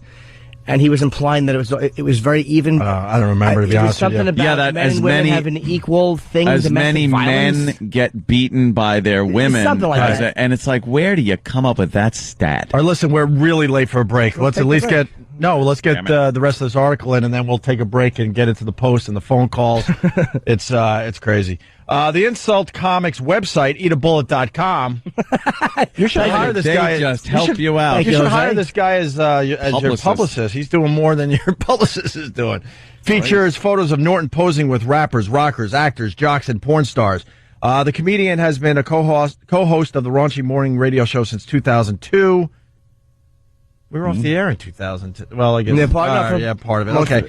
And is known for irritating celebrity guests by screaming on the air. Now, that I disagree with. What? I'm not known for... You're known for that, Jimmy. I'm known for being a worm who gets fought. Who have I fought with? Jesse Ventura. Right. Penn Jillette once, and then we liked each other. And the wrestler, Chris Jericho. Yeah. It's not like I fight with our celebrity guests. You do a lot more than that, and in most cases, you're not fighting with the celebrity guests. Absolutely. No, I'm usually groveling and pretending their movies are good when they suck. That was a Jim Dandy film you did. Yeah. Hollander insisted he's willing to debate Norton on Opie and Anthony again, but said he's learned a lesson. The next time somebody starts cursing on me on the air, I'll just hang up, he said. They're just a bunch of cowards who hide behind microphones. But we called him a coward. Now he's calling us cowards. That's not nice. Oh, that's name call. Don't defame me. I'm not a coward. Why you? I'm a girly man. Countersuit. Yeah. Let's jump into a break. The phones aren't going anywhere. Everyone has a comment. If you want to add to the comments, 877-212-ONDA. And then you have issue with the posts and their article. A little bit, yeah, not a big one. I don't like the fact they show a photo of Opie, Anthony, and the lawyer. And how about old brown eyes here? Well, the picture is taken from your viewpoint. Okay, it's Norton's eye. Jesus. Good point. Thank you. That's a good spin. Poor Jimmy. Opie and Anthony. Never a dull moment on the Opie and Anthony show. We know what this song is. We come back to this. I love this. I don't know. Yeah, I love this. You like this one? Oh, na, na, na, na, na, na. 877-212-ONA. We're in the middle of talking about Jim Norton's lawsuit. I know. I've never been sued before. In my opinion, a very frivolous lawsuit. Of course it is. Getting a lot of coverage today in the papers. A lot of people want to talk about it on the phones. Stunt Brain did a little search and found out that this guy that's suing you has how many? 8 lawsuits he's dealing with right now. Lawsuits. 8 active lawsuits, and we can't really, unless we pay the money, we can't really find out what the lawsuits are all about. How much does it cost? How much? Well, then why don't we pay the $3? Oh, it's $3? $20? We'll pay that. The goddamn $20. I think this is what this guy does. He's a frivolous lawsuit guy. You know what the thing is about the lawsuits? Like this is what annoys me about the way the legal system gets tied up. It's like when you're suing somebody, if someone goes on the air and you're a regular citizen and somebody saying, this guy's a pedophile, this guy's a murderer, this guy's a drunk, or whatever they're saying about you, and they're wrecking your reputation, to me, you have a right to sue them.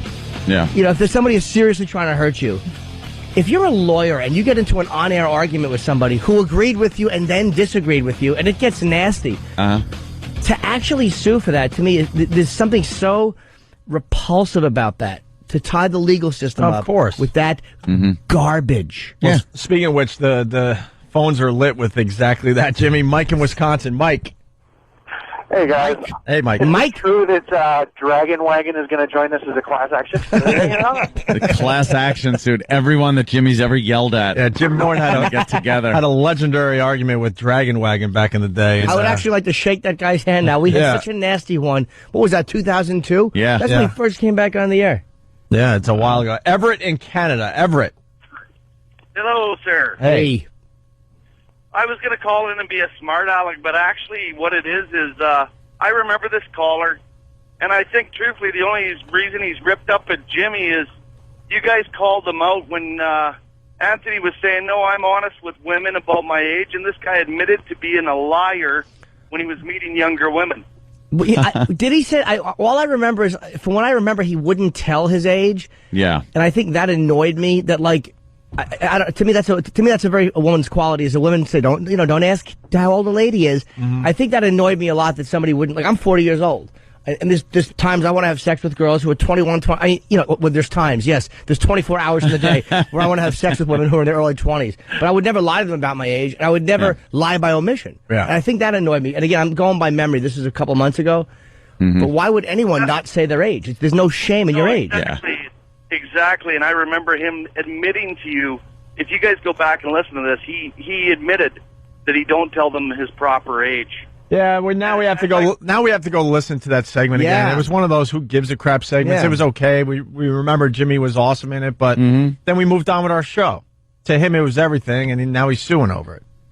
All right. Well, I think, and if I got just a second for my smart ass comment, I think what it is Anthony's going to be sued because some trucker's retread come off and he blew up and hit the ditch. That's right. Yesterday I was bashing a trucker. Yeah, so I said, I hope his retread blows and he goes into a ditch and explodes. God, did he have me annoyed. Did he? Oh. Why? And you know something? I don't even remember. Did he call now. you a celebrity hound? Or Yes. It was fake man of the people. It wasn't justified.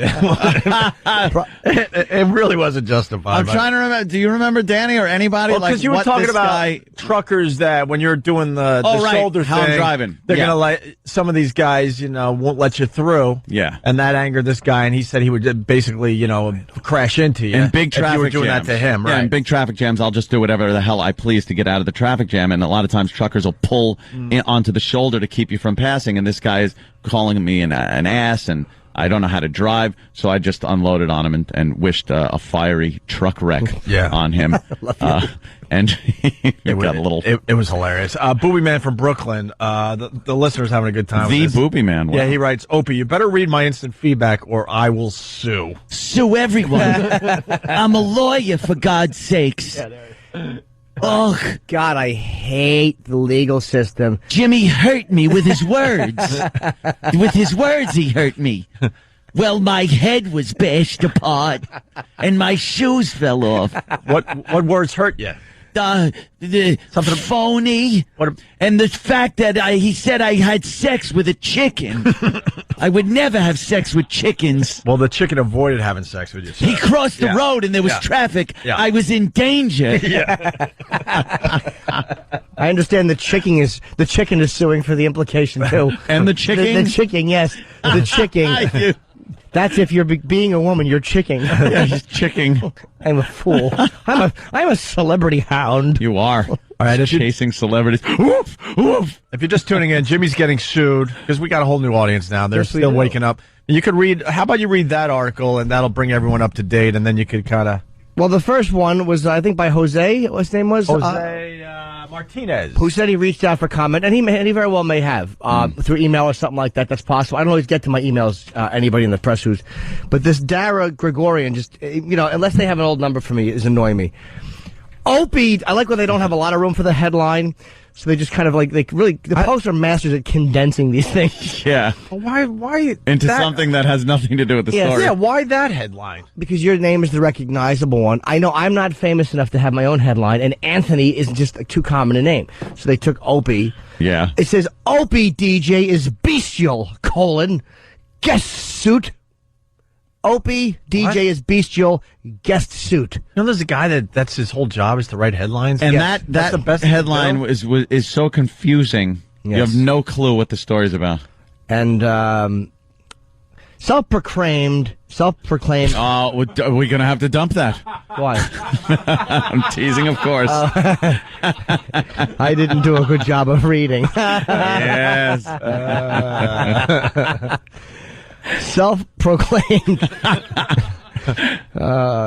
Self-proclaimed anti-feminist lawyer Roy Den Hollander has filed a $500,000 lawsuit against an Opie and Anthony show host who, he says, defamed him on air by calling him a whore who had sexual designs on chickens. When you read it in the paper, it's so much funnier than when you hear it. It's wonderful. Can we play our chicken audio today? Get that ready, but go ahead. Continue. Oh, here he goes. And then in quotes, the chicken crossed the road because it thought that Hollander would try to F it. Jim Norton said on the satellite radio show. How do you sue for that? How do you sue for that as a man? Yeah, But how do you prove it? Right. Yeah. How do you get into the chicken? The chicken would have to confirm that that's indeed why he crossed the road, and that's impossible to do. No. Chickens can't testify in open court. Of course they can't. Is that why you crossed the road? We don't know what he's saying. What is he saying? He's food. The stenographer throws her hands up in the air. I don't know. He's just pecking and running around stupidly. What is it? What's that mean in chicken talk? Either that or just have a chicken stenographer pecking at the keys like they do when they play that stupid tic-tac-toe at the carnival. Dumb-looking chicken. But I think it's called, and somebody who knows more about English than I do, I think it's called, like, something so ridiculous that's obviously not believable in comedy or whatever it's called. I think it's hyperbole. Is that what it is? Ooh. Where it's such nonsense. It's such over-the-top idiocy in an argument. Like when you say this, like little things, and again, I don't know if this is accurate. The Giants, man, they killed the Jets. No rational thinking person thinks that the Giants murdered the New York Jets. Yeah. There's these things in our language that we just know, you just kind of, whatever. So nobody really thinks that the chicken crossed the road, in all honesty, to avoid having sex with this man. Like, there's not any rational person that would hear that and believe that's why the chicken crossed the road. Not. And you, again, could never prove it, since chickens don't have a grasp on our language. No. And it would react the same if you said, is that why you crossed the road? Or did you cross the road because you're a dumb animal who thought there was feed over there? I would love to see a lawyer stand up and say, could you point out the chicken if he's in this courtroom right now? And a little chicken sitting in the stand. In a little You chicken. have to point him out. Has a chicken tie. Yo, chicken. Yeah. Yeah. And he kept, and then they bring the chicken on to testify, and there's a hush over the courtroom. Yes. He's finally, because no one thought the chicken was going to show up. No. They thought he was going to shoot himself like Margison in A Few Good Men in a hotel room and put on his dress chicken blues and commit suicide. But the chicken shows up in court. But, Jimmy, by the way, I got to clear something up because I don't feel like suing. I don't have a bestial colon. No. Oh, right. Oh, yeah. You know what? You're right. Opie is right. I said Opie DJ's bestial, and the colon was actually in the newspaper. Oh, okay. I was saying no. I mean, I have my issues, but I don't have a bestial colon. No, I would have said sweet. So let me continue here. It's on the satellite. Okay, let me read this say, in case anybody missed it. Yeah. In quotes. It's his host who he says defamed him on air by calling him a whore who had sexual designs on chickens. And in quote, the chicken crossed the road because it thought that Hollander, quote again, would try to F it, Jim Norton said on the satellite radio show in August. Hollander said he'd agreed to go on the show for what he thought would be an intelligent discussion about a suit he filed seeking to force Columbia University to drop its women's studies programs. But, like, first of all, who comes on this show thinking this is where I'm going to go to have an intelligent discussion? Yeah. Mm-hmm. Yeah, exactly. Who in their right mind would go on this show to think they're going to have... And I think a lot of times people are surprised. When we do have them? Right. But that's not our... But who thinks this is our NPR? MO. Right. Yeah. Just by the name of the show. And I do a lot of press. See, this is the advantage. I do a lot of press as well. Like, I do phone calls on the radio shows. And I always... It's like, let the buyer beware. Let the caller beware. I always do a little bit of homework on every radio show I'm calling into. Mm-hmm. Never once will my publicist put me on a radio show, and I don't know what kind of radio show it is. Ever! And if I am dumb enough to just call radio shows, then again, let the caller beware. Why would I be so stupid as to call radio shows and not know who I'm calling? Why would I go on a forum nationally and not have any idea about the radio show? Well, all you got to do is Google it or find out or ask. It's silly. He well, obviously, with 8 lawsuits running in New York, this guy is one of those lawyers that just likes to sue. It's his thing. Everyone tries to come up with their thing. And I hate the legal system. That's what I say. I hate the legal system being abused like this because there are legitimate cases that have to be addressed, and I hate seeing this abuse. Jim in Texas. Jim. Yeah, guys. Just wondering when Jim's testifying in court, is he going to look over at the fellow and go, "What up, bird?" God damn, it's a good one. What up, bird? Please point out the chicken. What up, bird? No, what up, bird? Oh, that's a damn good. Thank you, David. Nice. I forgot to, and by the way, I think he was right. Michael K. Williams, Omar was right. The scene he shot was in season 2. There I was you trying go. to correct him when we were on. Of course, he was right. It's his show. I know. I'm a dope. Oh, hope he doesn't sue me. Oh, all right. Where are we in this article? Here we were up to the chicken. Yeah. I had no idea who these guys were. He said of the shock jocks whose raunchy antics once got them temporarily kicked off terrestrial radio. Yeah, we remember. The appearance went bad after 10 minutes as show co-host Norton started calling Hollander a white dude hypocrite and a phony, the suit says. Did I say a white dude hypocrite? I don't think you said a white dude hypocrite. I think you said a white guilt-ridden, whatever it was, that he had this white guilt. Yes, hopefully I phrased it better than hopefully what I was trying to imply. I think my impression of him was that he was one of those older white guys that wants to kind of ingratiate himself to the black community. Yes. And was afraid to do something that would be seen as racist or too pro-white. I think that's what my impression was. He's got such an agenda, this guy, and it comes off as very misogynistic. He was against the women's studies groups, and then the black studies groups, he said, were fine because they didn't promote any kind of hatred or things like these women's groups do. That's what he said. And then we brought up plenty of examples of black groups that have had people give speeches that are known to give hate speech, and he just wouldn't buy it. And that's why we called him a hypocrite. Yes, and I felt there was a double standard. And that's what annoyed me, especially when you're getting into legal issues. Like if you're just a guy having a debate, but when it comes to you're going into court, and all of a sudden I'm arguing with you, and I think, wow, that's really inconsistent thinking, and that's real inconsistency. That's going to annoy me. And I remember he said, well, it's scientifically been proven that male and females are different, but there is no difference racially according to science. And I think my rebuttal was, well, yes, but there are differences racially in social settings. Yeah. And we all know that. So to deny that is just stupid or dishonest. I mean, we all know that there's differences socially in the way we're raised, whether you're black or white or Italian or Irish or Jews. That's cultural differences. Yes.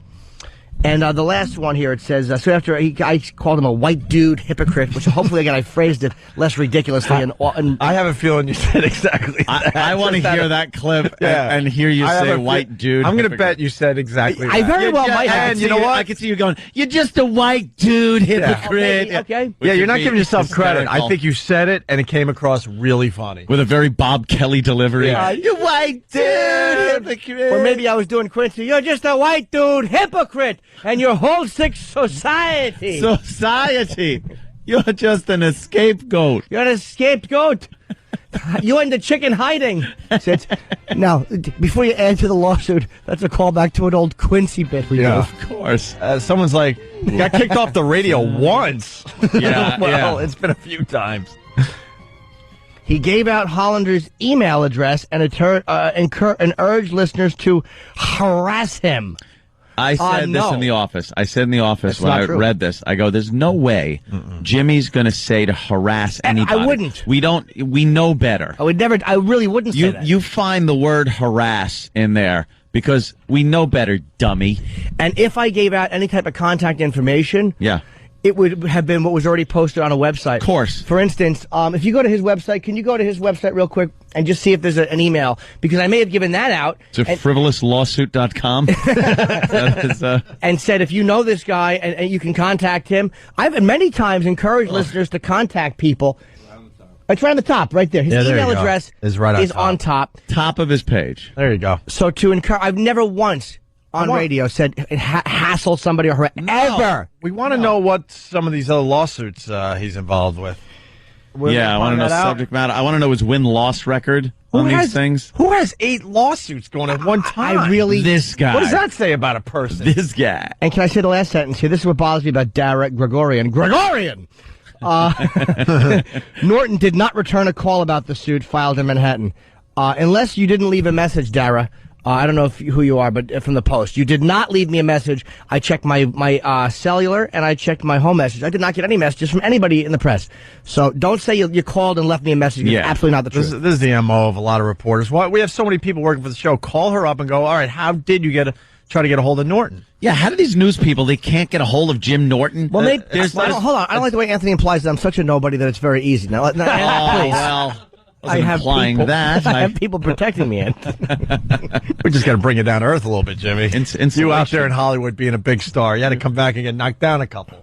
And it was a possible doing 3 TV shows in 1 week. What's wrong with you? Jeez. I know. I heard that. Did you hear the Carson Daily? I did that for you guys. You're a whore. I heard the Carson Daily was hilarious with the Steve stuff. Yeah. We'll get into it after the break. This is Norton's Welcome Back show. It's going to be all about Jimmy today. I feel very good. Highlighted break sign. All right, we'll take a break and come back. We want to catch up a little bit, so we'll go and come back. But that's to say that I've encouraged listeners to harass somebody. Never is an out and out lie. I've never once, no matter how angry I was, said for listeners to do that.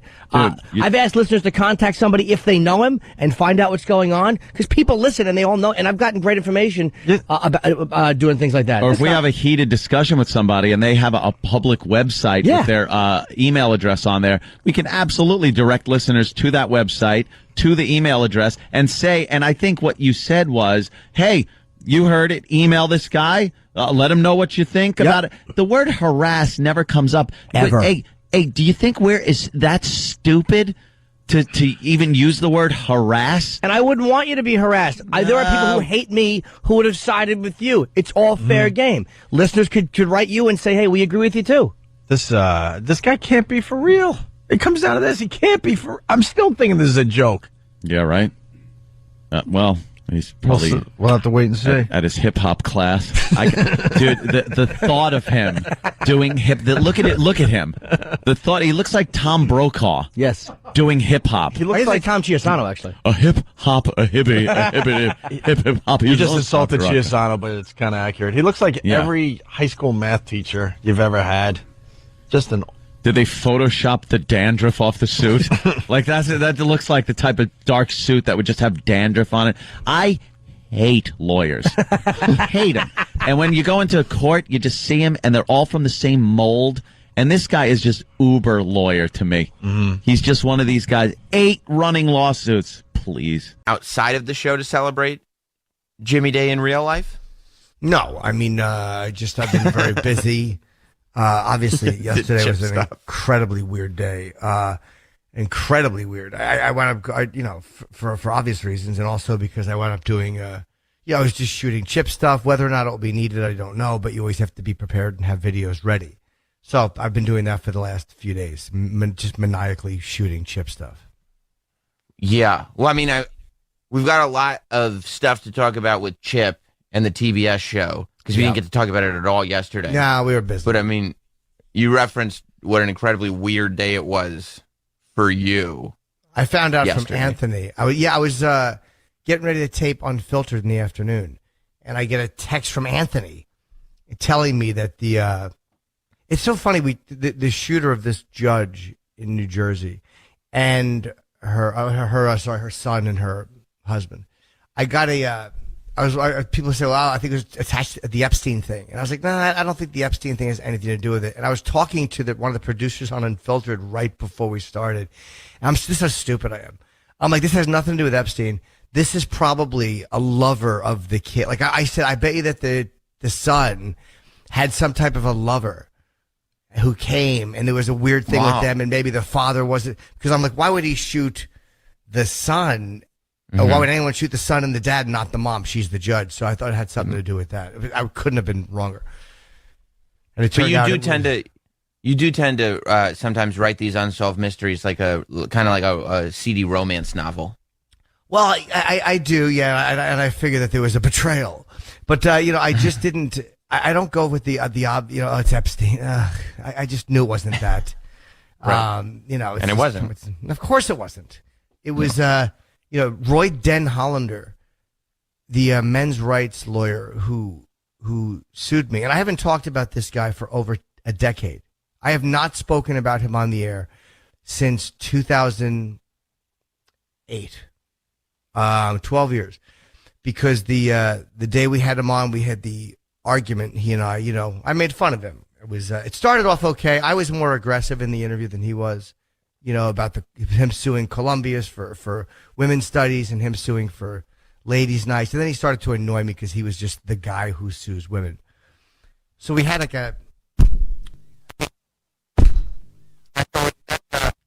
It actually felt like it stopped working when you hit it. No. Hold on. It wasn't working before because I can't hear it. It'll work, but it's just for some reason it's not going through my... It's coming back now. It's back. Is it back now? Yep, it's back. Okay, good. Yeah, I could feel it going.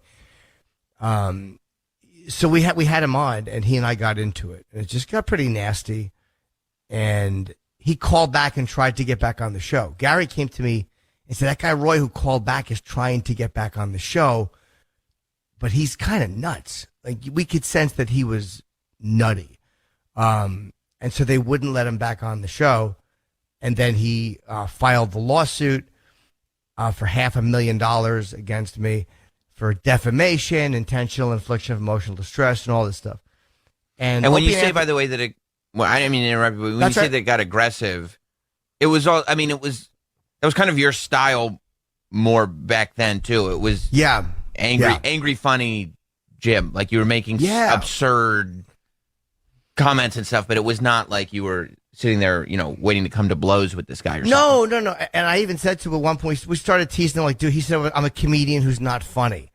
And so I started doing jokes like, I'm a comedian who's not funny, knock, knock. And I actually got Roy to go, who's there? Like, at first he wouldn't say it, but then he finally went, I said, knock, knock. And he's like, who's there? And I think I said, like, I'm a lawyer that nobody wants to fuck, because we were teasing him about his whole thing with women and how he had gotten this Russian bride, and why did the chicken cross the road? Because Roy wanted to fuck it. That was the big one, was when I implied that he wanted to fuck a chicken. And that got mentioned in the lawsuit. Like, I was holding him up to ridicule. And so we talked about it on the air once the lawsuit broke about a month later. Opie and Anthony talked about it. I referenced it a little bit. And he added to his claim. Like, he was nuts. And he went back and he added to the claim. So I said to myself, I'm not going to talk about this guy again, because every time you do, it's fodder for him to add to his claim. So I got an attorney, and his original filing we both thought was very nuts and seemed like the ramblings of a crazy person and wasn't good. And not to get too deep into the legality of it, but I believe if I would have done what they call a motion to dismiss, he could have just refiled it. But we wanted to kind of keep him trapped in the original crazy filing, like to keep that. He could have added to it, but we didn't want him to be able to. So we filed a motion for summary judgment, which was a much more expensive way to do it. But it was a way to keep him trapped in that crazy first filing he had put in, which I thought was nuts. And I said this so many times to people. I never said it on the air, so people are going to think I'm just making this up. But anybody who I told this story to in my personal life, I would say to people, this guy wants to kill me, but he can't kill me because, he just can't kill me. So he's doing this as a way to hurt me, as a way to punish me. But I remember he challenged me to a duel, which I thought was so nuts. During our argument, he referenced a duel a couple of times about going down to South America and having a duel with guns. He was just crazy. And at one point, the fans back there were so nuts, and the fans would really... we never asked the fans to do any of that shit. Like, this is, to break the fourth wall. A lot of what you say on the air is exaggeration and nonsense. It's a part of what you do. And the fans will just kind of take moments and run with it. So after the initial filing, he got all this hate mail. And somebody actually sent him like a threatening letter or an envelope with white powder in it, he said. And he blamed me for that. So he added to the lawsuit and said that I had fans send him something with white powder in it, which was insanity. And at that point, I'm so naive. I'm like, this is crazy. Like, I'm a dirty comic and I say mean shit on the radio. But I mean, I know how much of what we do is exaggeration and how much of what we do is a part of just being crazy on the radio and is not real. So I wanted to meet him and just tell this guy face to face. Like, I would never have somebody send you fucking white powder. Like, this is insanity. So my lawyer arranged for he and I to sit down. So we met in my attorney's office. We had, he came in and he brought some other guy with him. And I think they were just kind of scrolling on a legal pad. And the whole thing seemed very bizarre, but it was Roy, myself, this other guy whose name I don't remember, and my attorney. And we sat down and I think he thought that I wanted to settle. Roy thought that I wanted to settle, which I didn't. And I was like, dude, I just wanted to tell you man to man. I never asked anybody to send you white powder. Like, this was, it was again 2008, so a little closer to when all that stuff was happening with the anthrax being found, and that was the big threat. Yeah. And I told him I would never ask somebody to do that to you. Like, I mean, I made fun of you, but I mean, I'm not. That's just, it's not something that would even occur to me to do. And I thought that would stop it because, again, I was being completely honest with him. And I think he said, all right, well, thank you for telling me that. Thank you for telling me that. And then the lawsuit continued. He was just, the thing that was scary about him is that he could just keep suing you because, again, he's an attorney, so he doesn't pay legal fees. So the day of court comes, I'm not there, and we're going to file, we want to sanction him because we think it's a frivolous lawsuit. So my attorney finds some decision that a federal judge has written about him where he used the word frivolous.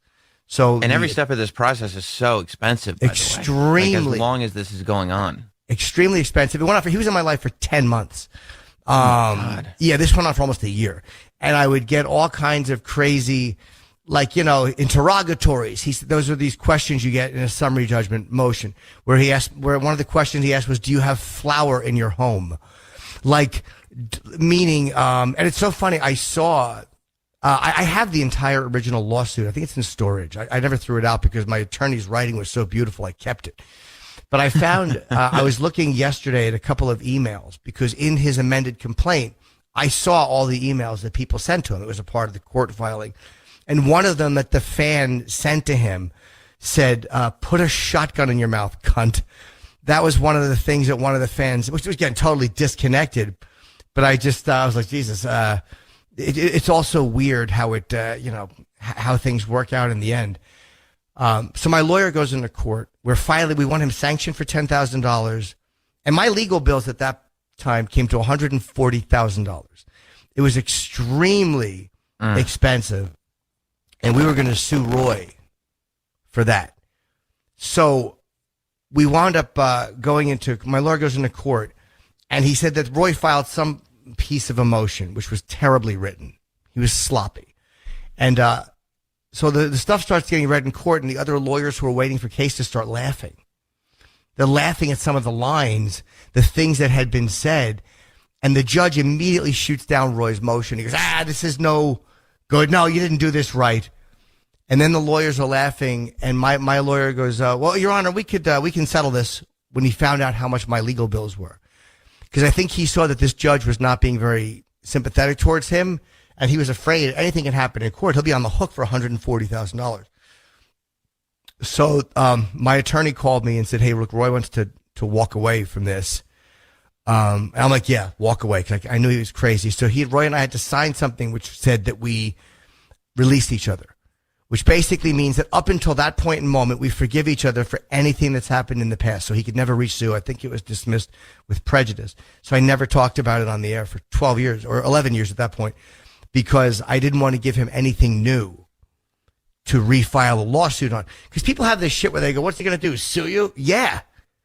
And it's very hard to recover legal fees. Like Greg Gutfeld talked about this on Fox yesterday, and I think he just made an honest mistake, because he and I were kind of going back texting a little bit. And he thought that Roy paid my legal bills, but Roy did not pay my legal bills. That was insurance took care of it. Eventually, there was insurance for that. Thank God. But he did not pay my legal bills, as crazy and frivolous as his lawsuit was. So whenever someone sues you, you got to pay for your own lawyer. So that was the lesson I learned from Roy Den Hollander, was fucking make sure that you're always insured. because you have to pay for your own attorney. But yeah, that was kind of my saga with Roy. And it was a long and extremely, by the way, this is when the economy collapsed. Remember the economy collapsed in 2008? Yeah. I bought a little bit of stock in Sirius, and I've always fucking hated that guy because I would have bought a lot more stock in Sirius, but I was being sued at the time, and I got a legal bill one month in January for $41,000. My legal bill for January was 41 grand. It was crushing me. It was crushing me. It was something I couldn't even talk about it on the air, but it's one of the worst periods of my life. Was dealing with this lawsuit from this fucking guy. And I was looking at his website yesterday because for some reason I've been thinking of him. He's never really left my mind because, again, every time I re-up my insurance, I think of him because he's the reason I'm so vigilant about having certain insurance. And I was looking at his website yesterday, and obviously after all this happened, and he filed a lawsuit in 2018. Such a dick. Against this Australian publication for using his name without permission. Like, he liked to fucking sue people. He was a guy who just abused the system. He always demanded a jury trial. Because once you have a jury trial, then you get into depositions, and that's when it gets really expensive. And that's probably when people want to settle, is the depositions get so fucking expensive. Like, just doing summary judgment, interrogatory questions got to be very expensive. Just going back and forth with my lawyer, answering these questions. So you never want to get into depositions before a jury trial because that's when this crazy person can just start questioning all these people. And then I have to pay for my This was what a fucking bad guy he was. My attorneys at the time were they were great lawyers, like really fucking great lawyers. They were $700 an hour, for I think the lead attorney. They felt so bad about the legal bills they were hitting me with that they retroactively lowered their fee to $400 an hour. They came in one day. I'll never forget this. One of the guys I believe has since passed away. He was a really lovely guy. And the one lawyer who became a friend and I talked to yesterday, I've been friends with for 12 years now, said, we feel bad. This is not a good guy. He's not doing this. He's a shitty guy to do this. The way he's doing this is terrible. He's abusing the system. He's not a good person. So we feel bad that you're getting walloped so hard. So they retroactively lowered all their bills, and knocked a big piece of my 50%.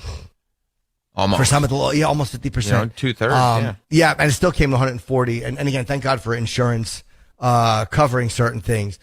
So it didn't completely crush me because first of all, I was making a lot less money 12 years ago. Again, we were back on the air for, I guess, 4 or 5 years at that point. So yeah, it was a saga that was really, and eventually he brought Opie and Anthony into the lawsuit. He eventually mentioned Opie and Anthony. But that was at the very, very end. And those guys never really got involved. He just put their names into it and amended the complaint, I think, again. But I believe the judge dismissed it with prejudice, which meant he couldn't refile. But I haven't talked about that for over a decade. I've never spoken about that publicly just because I didn't want to give this crazy fuck reason to refile and say, hey, he's encouraging his fans to, which was nonsense. Of course I wasn't. But yeah, that was kind of my saga with him. When he settled, it was just, I'll walk away. You don't have to, I'm not suing you anymore, but I'm not paying for your legal bills. It was just, you're stuck with that, but you're not giving me any money type of thing. Yeah, I gave him nothing. I did not. It wasn't even a settlement. It was an agreement to both walk away. It was basically an agreement to both just kind of go, we forgive each other for whatever happened, up until this moment. So he could never come back and re-sue me because he had signed that release. We released each other from any harm that has occurred up until this moment. And again, it's back 12 years. I don't remember the exact thing. And the physical lawsuit is in storage. So I can't just grab it and look at it. But yeah, I was always afraid of giving him new. But he changed my life in a weird way because it gave me such a different perspective on lawsuits and on legality and on lawyers and on what happens if somebody sues you or if I was to sue somebody. Like it's a fucking nightmare. If you don't have the proper insurance, like you had better be ready. I'm very, very fortunate for insurance, because without it, that would have been crushing. So yeah, I always encourage people to get insurance because you never know. Again, an attorney doesn't pay legal fees, so he could just do that all fucking day. The whole thing cost him like $200 or $400, and he walked away because he found out how much mine was, and he could tell the judge didn't care for him. And I think he that I mean, you never know what's going to happen in court. And the judge's clerk told my attorney, look, they don't like to offer sanctions in New York. They don't like to do that. So you're better off just taking this and going your separate ways. And we did. It's just amazing, too, because I think you start to realize that what an interesting thing that you said was, what you're doing. You're exaggerating. You're Sure. on a radio show. And I'm sure that everything's changed now. But up until that point, there is this sort of thought in your head that there's almost this understanding. Whoever's on the radio with you, whoever you're talking about on the radio, they're all going to understand this game that we play. Sure. But then you get people like this who are just not understanding of that. They don't get that. They're not in your shoes. And just because they're a lawyer doesn't mean they're not nuts and aren't going to act ragefully and aren't going to act emotionally. And this wasn't about getting money off of you. This was about this guy doing whatever he could to ruin your life. He wanted to hurt me, and because I had publicly humiliated him. And he was humiliated, and it was a really, and again, I've heard pieces of it since then. I never listen to old shit because I said it, so I don't want to hear it. I just don't go back and listen to stuff. Occasionally, I'll listen to some of the funnier clips, but this one was just like such a nightmare with this guy. And when I'll never forget this. I think I was in LA at the time, and I hadn't heard from Hollander in like a month or two. And so we're like, all right, I'm hoping that this is the end of this and we can just try to get this settled. And my lawyer sent me an email saying he's back. And, that was a really bad month for fees. It was just more rambling fucking nonsense. And then how I had hurt him and how it was crazy. He was a crazy fuck, man. It's not surprising to me that he went this far and committed a murder. And they said the husband may have been the intended target, not the wife. And then there was some guy I'm sure he knew, another men's rights attorney in California, was murdered by somebody in a FedEx outfit. And they're wondering, was this him as well? But my guess is that it wasn't him. My guess is that he knew that guy and was trying to commit a murder the same way that guy was killed. My guess is he was almost trying to copycat it, so it took it off of him. But again, I could be totally wrong. I mean, I was so wrong about the reason. It's funny, CNN, I mean, the press is so awful. They were talking about, Roy was reading about him yesterday, and they were saying that he used white supremacist language because he was like saying, hey, white guys are always vilified.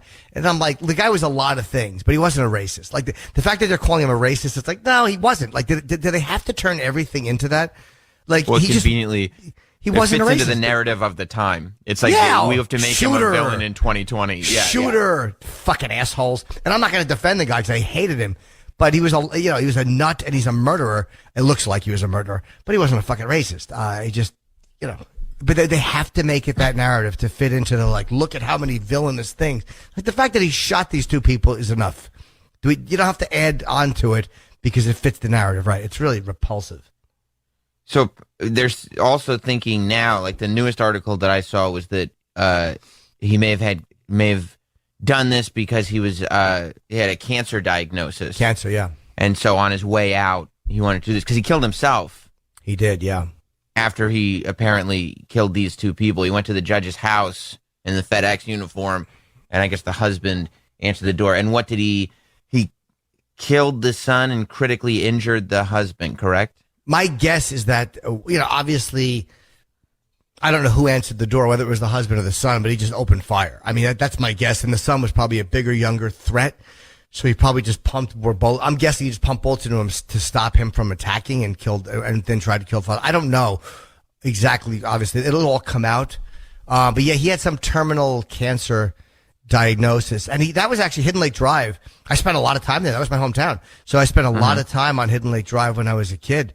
A lot of my friends lived there, and on my birthday, it could have been such a great day if he just shot himself, because I really hated that guy. So if he had just shot himself, what a great day that would be. Unfortunately, but now it's really sad because this 20-year-old fucking guy and is dead, and this and they said that the judge didn't agree with some of what he said. He was suing for some gender discrimination, like a male-only draft.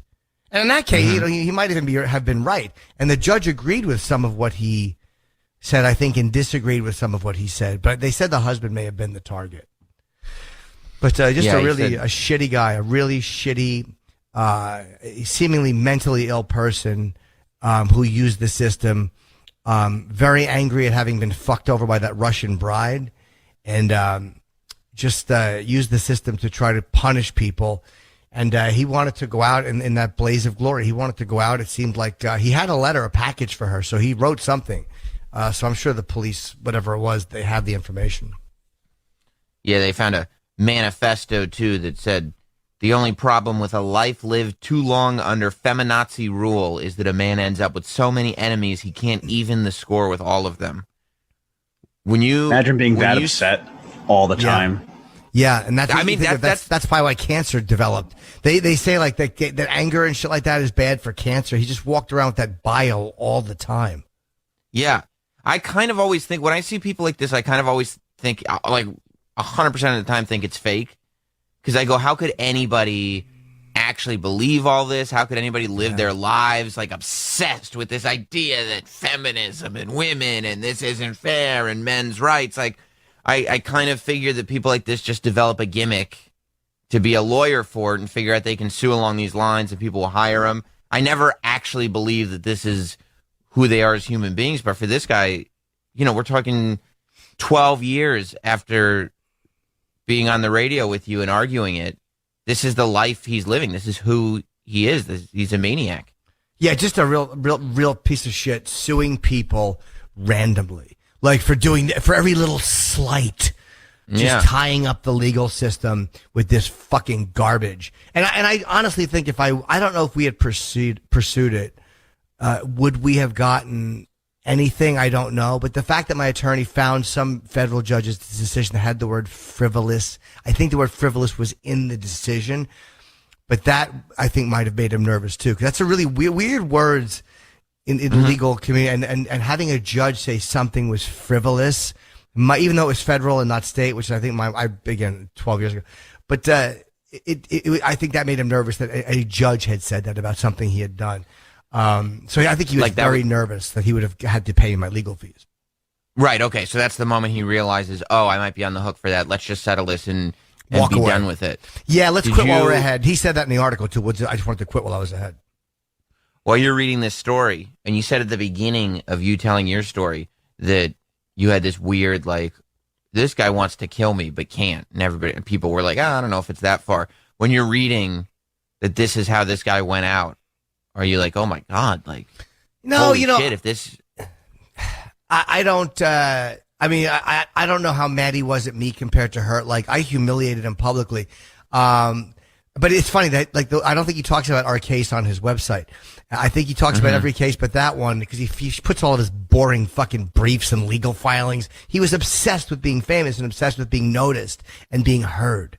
He wanted to be heard. Again, that's, because he's putting all of his legal briefs, like, look what I've said. But I think that the one with me really embarrassed him because, again, the language in there, and when those lawyers laughed at him in court, I think that he didn't want that. He just wanted to walk away. I don't think he wanted people reading, why did the chicken cross the road because Roy wanted to fuck it, and all the way we goofed on him. I don't think he wanted all those quotes on his website. But no, I said that. I didn't say that to be dramatic. Like, I almost didn't want to say that today on the air because I know people are going to be like, oh, look at him tying himself.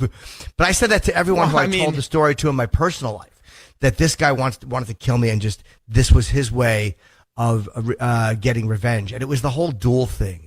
It was such a bizarre thing that he referenced more than once. And it was such a weird thing to say in the middle of what we were arguing about. And he was very oddly calm. He was very calm, just a weird, so he was probably calm when he shot those people too. Just a psychotic, very, very weird guy, just a miserable fuck, cancer diagnosis, and wants to kill some woman's son and her husband. Real piece of miserable. Shit.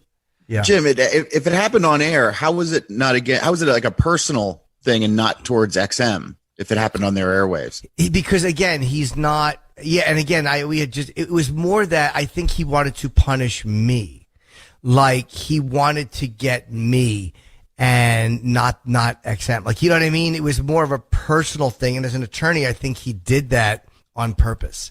I think, I think there's certain insurances he didn't realize that would take care of things, because that's what insurance is for. So I think that he was targeting me personally because he was so angry at me personally.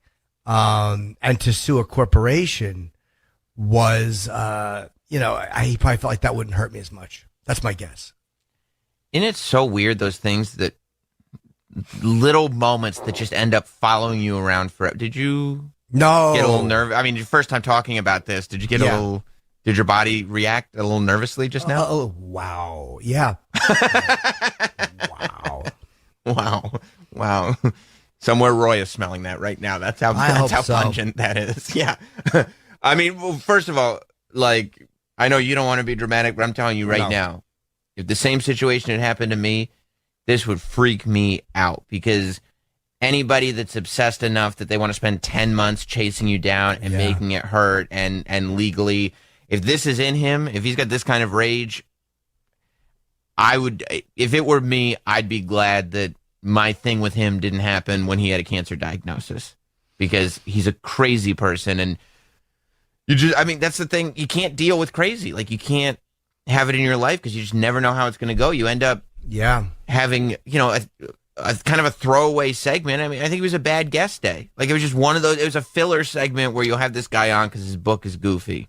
No, I had asked for him. I requested Roy as an interview because I read that he was suing this Columbia University for women's studies. And I said, because I hate the colleges so much.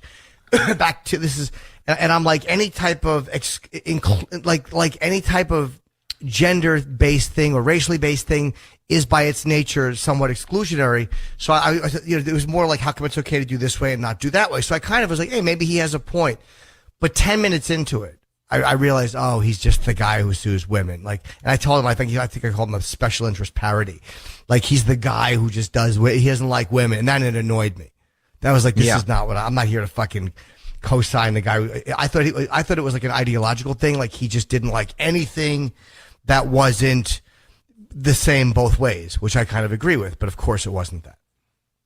Did you change the way you acted on the air after that, realizing, like, I don't know who is going to be the person crazy enough to pursue this like this? Obviously, you didn't see it coming with this guy, but, you end up, the people that you end up with arguments on the air, those are the ones that could end up being nuts, right? I mean, that's why they're so emotional.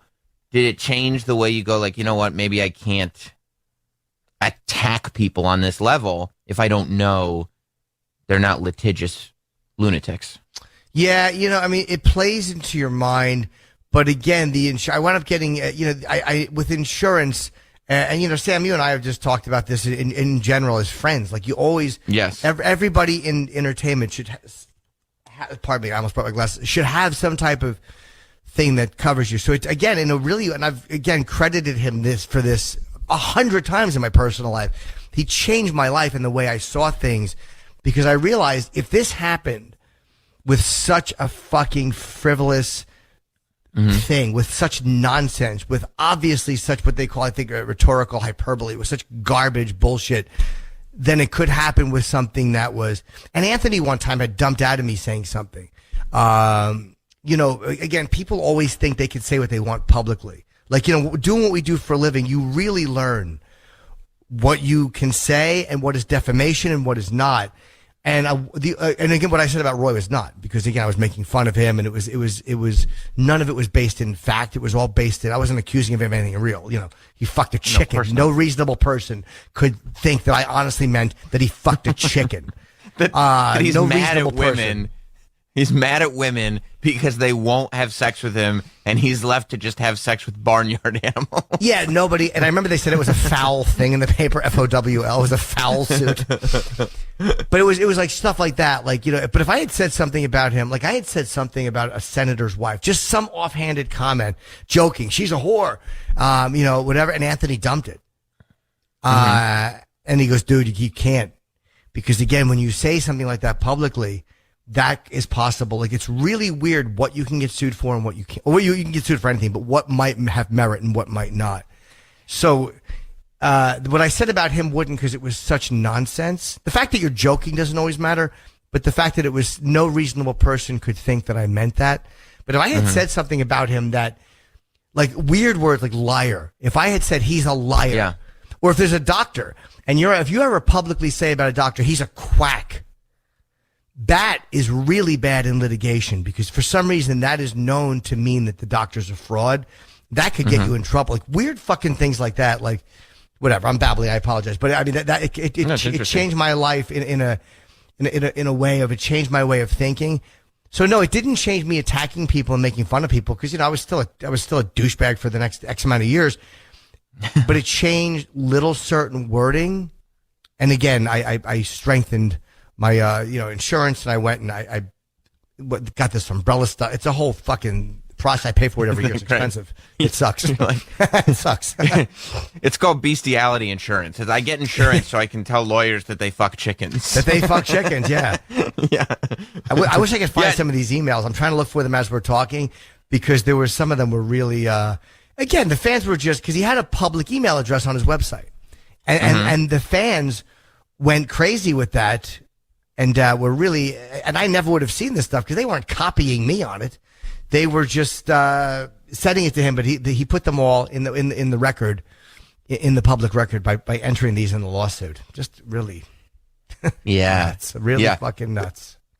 Penn Jillette's talked about that thing though, about the wording that you use, like when Penn Jillette is trying to disprove psychics and people like that, you can't call them, you can't say that they're lying, or they're right. You can't call them liars bullshit. or frauds. Yeah. Yes. You can't say that. You just have to demonstrate. I don't think that this example. That's what the Amazing Randy used to do and stuff like that. Yeah, but I don't think this is. This example is not convincing me or whatever. But you have to be very careful, not to say certain words. And I read sometimes like what people say. Like James Woods sued a guy for saying cocaine addict James Woods, and at first it got tossed, but then all of a sudden another judge said no, that's actually legit, because in our language it's known that if you say cocaine addict, putting something before someone's name as a title is known as being, whether or not he would have won, I don't know. The guy committed suicide, or one of the guys committed suicide, who was suing him. So he was suing. So it's really weird what the way you phrase shit. So people wonder sometimes why you speak carefully on the air, and you're never going to be 100%, but you really fucking learn how to do it. And I love when people think that they're lawyers and they'll say something and they'll say certain words. I'm like, I know that guy thinks that he's just saying that to cover his bases, but he could still get. It doesn't. No. Yeah. That doesn't work. No, dummy. No. Yeah. I spent hours talking to my attorney years ago. He was a brilliant guy about this, because this is what he did. So he would, we spent a lot of time going over what is defamatory, what is not, a lot. Wow. Yeah, it definitely changed. Watching it happen was definitely a lesson for me. I remember even at the time, because behind the scenes, I think all of us knew how much this was weighing on you and how it wouldn't go away and what a stressor it was. And we were also all aware of what it came from and how sort of nothing typical everyday, as ridiculous as it sounds, this was a typical everyday thing that happened. This was the type of thing that would happen on the air. And it was funny and it was great, but you wouldn't even really think about it the next day. It was said and it was over, and it was just a bit that you did today and you keep on moving. But the idea that something like that could haunt you financially and just in your life in the way that it did, I think was a wake-up call. I know it was a wake-up call to me, but I think it was a wake-up call to all of us that were watching it happen. Yeah, it's crazy. I'm looking at a couple of the interrogatories, the questions or whatever, and he's listing all of the people. Do you keep flour in your home? If so, what brand? If you've been to Florida since September of 2008, please identify when and where. Identify any friends or associates who resided in West Palm Beach, Florida in October of 2008. Briefly, what is your opinion of affirmative action? And these are all things that my attorney would have to answer. So it adds up for you, because, your attorney you pay your attorney hundreds of dollars an hour. and Right. he has to deal with this shit, and I have to pay Yeah. for him to deal with this shit. So that's where it gets to become really repulsive. Yeah, I mean it's nuts. Yep, it is crazy. Yeah, I mean, who would have? Do you think he had any idea that in the articles that came out about him, like, because I haven't heard his name in forever. I just hadn't. I mean, it's just one of those names. But as soon as his name popped up, I don't think he would be thrilled to know that in the article that is about the way he ended his life, you're right there. Like, it went right back to the. I mean, this was a big part of his life too. Yeah, and again, it went on for a while. Again, it went on for almost a year.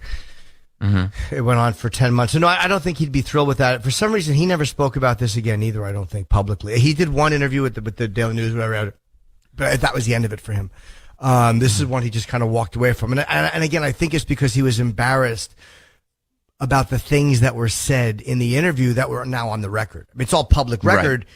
That he chicken fucker or, knock knock. And I actually made him say, "Who's there?" Like at first he wouldn't say it. And I said, "Who's there?" He didn't want to say who's there. Just really a fucking shitty guy, man. So yeah, I'm sure that this is one he wasn't happy with because he didn't seem smart in it. Like in the other ones, I think he thinks that he seems really smart, but you can't take away the on-air commentary if you highlight this lawsuit. It's all right there. So I think this is one he just kind of preferred to forget about.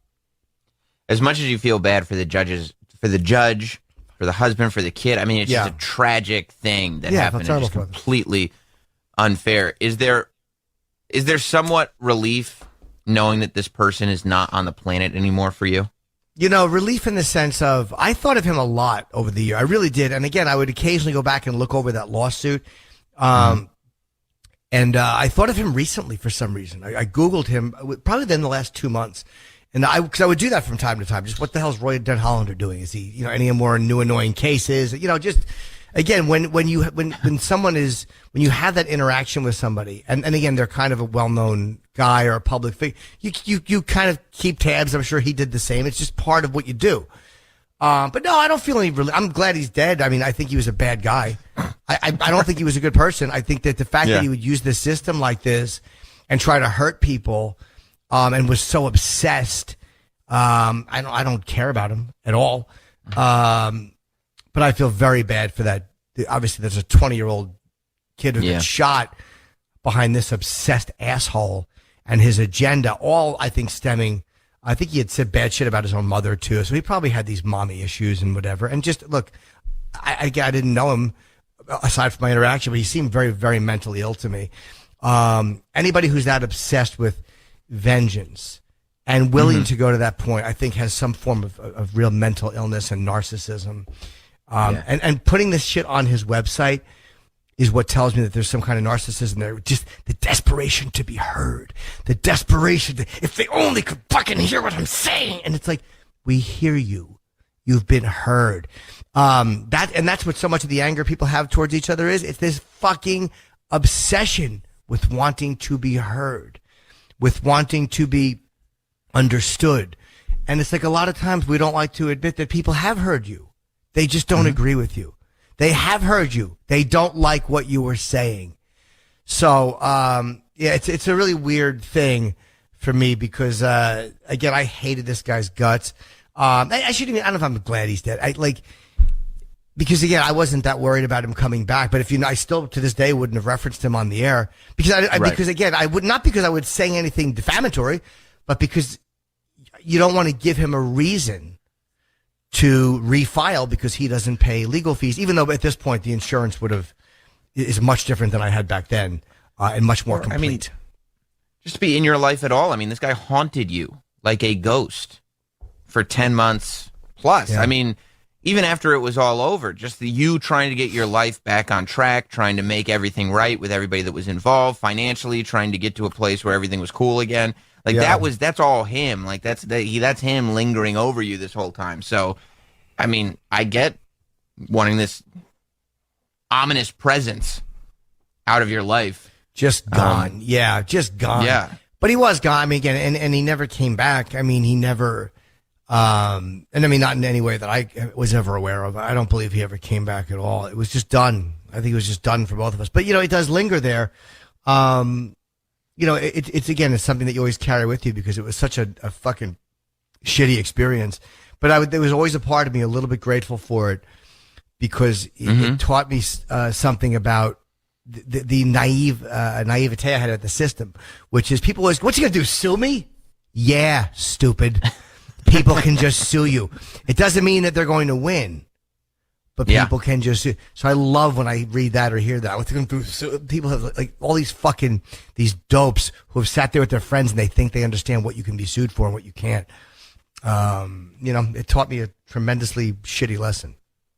I get why you're checking up on him too. Why you're just kind of keeping tabs, just kind of interested. It's the same way curiosity. Now that we have the internet, you look up your ex-girlfriends, not because you're thinking about them, you're obsessed with them. I wonder what she's doing. She was in my life. I wonder what she's doing. I wonder what he's doing. Yeah. Just wondering. And again, it was never anything like I was never afraid of him coming back at me because I had never said anything about him and I knew he had signed that document. So there was nothing he could do. It was more curiosity. What's this guy doing? There was really not even, so saying I'm kind of glad he's dead. I guess now that it's happened, but if I had a choice in that moment, would I make him dead if I could? Yeah, I probably wouldn't have. I mean, I just hated him in the moment. But there was a part of me after it that was oddly grateful for the experience because it changed the way I saw certain things. I actually was at one point wanted to write a book about it. And I remember thinking, I'm going to ask Roy to write the foreword to this book because it was such a fascinating time in that moment, 6 months after it happened, it was still such a huge part of your life. Yeah. I ultimately obviously didn't because again, I didn't think it would be funny enough. And I didn't want to open that can of worms, and he probably never would have done it because it would have made him look stupid. But it was so interesting to me to see how the system worked and all this stuff that goes on behind closed doors with lawyers. But I remember thinking, I'm going to ask Roy to write the foreword to this book. And I never reached out to him, though, because, again, I didn't want to spark any type of harassment lawsuit. Why Did the Chicken Cross the Road would have been a great title for it. You know what? It would have been awesome, yeah. But, yeah, and, of course, he shoots himself. But they said he wanted to punish people, maybe. Yeah. He had so maybe he did kill that other attorney. I don't know. But part of me thinks that he was just copycatting the way that guy was dressed who killed that men's rights attorney in California. We have some people that are calling in that have very important questions on the matter that I thought we would take. Let's start with line 4. Tom has a question for Jim Norton here on Jim Norton and Sam Roberts. What's up, Tom? Hello, how you doing? Hey. Jim, I was wondering if you used Salino and Barnes as your attorney. I did, but I didn't know which one to go with. So I just went with the jingle. I really, yeah, have you been injured in a lawsuit? Yeah. Thank you, Tom. Yeah, you used that, and then when you were trying to get legal fees back, you were actually calling up J.G. Wentworth, trying to see if you could get your money first, because it's your cash and you want it now. Sure. It's my cash and I wanted it now. Yeah, no, both. Every man pays for himself, except under extreme circumstances. So, man, it is a nightmare to be bogged down in litigation without the proper. Again, I keep saying insurance, but I stress that in my personal life, it's really important. Saved your life. Yes, Nick. It did. Yeah. Nick in Maryland. What's going on, Nick? Morning, gentlemen. Morning. So, Jim, since quarantine started, I've been going through and kind of like binging old Tough Crowds on YouTube. And it's interesting to look at you then and now and see kind of the evolution of like your language. Is there stuff that you look back on that show and think like, man, I really dodged a bullet on saying that on TV and not getting in trouble? No, I mean, in a way, but we were all saying that. I mean, I've said offensive things for 30 fucking years. It's what I've done my entire career. I mean, that's, so no, because that's kind of what the show was. You know what I mean? Like looking back on, there was a lot of things that they would give us notes on, but they had the option to not air it. So no, I was never like looking back worried about it because they made a decision to air something. And that's what people forget when they're going after all of these comedians for shit that comedians have said, or Jimmy Fallon wore blackface, or, it's like you're forgetting that back then, that was 2000 or 2003 or 2005, whatever it was. Network executives were still fucking frightened rabbits. network executives weren't these fucking these cavalier maniacs riding off into the sunset. They were paranoid. Political correctness was in effect. They were babies, and they would say no to a lot of stuff. So the corridor was just wider that you could joke about. So when you see things that went through 20 years ago that would never go through today, you were still dealing with paranoid network executives, but you just couldn't go any steps beyond what you were seeing. So back then that was within the realm of like what was kind of considered, I don't know if you should say that, but it wasn't so outrageous, or they wouldn't have aired it because they were just as paranoid back then as they are now. Well, it is interesting watching them though, because between you and Patrice and Geraldo and guys like that, you guys were having conversations 20 years ago that we're seemingly just starting to have now. And it's one of those things like you wish that show could have been on for a longer period of time, because I think you guys were talking about stuff that we weren't ready to talk about then, but now we're having conversations about it. Well, we saw it, again, and so did a lot of other people. I don't think that we were unique. It was just the fact that Colin wanted to do a show like that. And these were conversations that we had at the Comedy Cellar that he just wanted to have on television. And he wouldn't edit out bombs or any of that stuff. So it felt natural. Sometimes it got very aggressive, but it was honest. Sometimes we were right and sometimes we were wrong. But yeah, we said some mean stuff. We said mean stuff to each other. You were basically watching friends bash each other and talk about whatever was happening in the world at the time. And that's kind of what our live was like at the Comedy Cellar. So yeah, but you know what's funny? Nothing has changed. And that's how I talk about it less now than I did then, because I'm so fucking bored with the discussion about cancel culture and all this fucking shit. And it's never gonna change. I had nothing to do with making this world the way it is, as far as that's concerned. I accept zero responsibility for being the hypersensitivity that's going on. That's all people who are engaging in it. We've discussed it endlessly, and nothing has changed. Obama said it perfectly with the search for purity. Nothing changed. Chappelle said it beautifully in his special.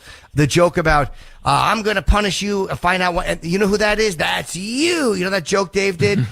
That was beautifully said. Yeah. Nothing fucking changed. So it's never going to change, no matter how eloquently anybody says it. Sorry, really quickly, while I'm on the phone, though, just wanted to say that I would love to see more of Anthony Cumia doing Voss Dice on the Chip Chipperson show. I think I laughed for 45 minutes uncontrollably. I know that it happens at 46 minutes of that episode because I've gone back and watched it so many times. Keep up the great work, my friend. Thank you. Thank you. Yeah, I'll mention that to Anthony again. We texted briefly yesterday. It's funny. Yeah, I will see if he'll do more Voss Dice. I don't even remember the bit, but but it's obviously just hearing that makes me laugh. Yeah, but the requests are coming in for it now. Yeah, I'm sure. I'm sure they'll want more of it. Yeah. Let's go to Ray in Georgia on line 1.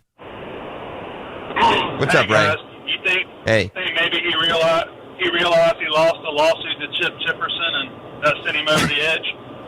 You know, thank God it wasn't Chip. Chip wouldn't have stopped. Chip would have gotten me sued over and over. Fucking Hollander, what's he from Amsterdam? Believe me, Chip would have had one shit joke after another.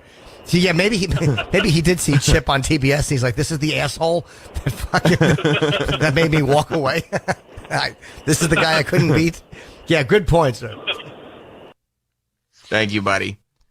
Yeah, wow, so weird that I guess this is the bow that gets put on that story in your life, right? I'm happy he's gone. I'll say that. I mean, in the sense that I didn't think he would necessarily come back after me, but I hated not being able to talk about it at all for 10 years because it was a very big part of my life. Not that there was so much to say either, but there were so many times where the idea of litigation or lawsuits would come up, and I would have to landmine walk through this just because he was such a vindictive guy. He was a vindictive person, and I knew that when I was dealing with him. So the fact that I know that anybody who thought there was an Epstein tie-in or that this guy was not really the guy who did it, and I dealt with him. He was a vindictive motherfucker.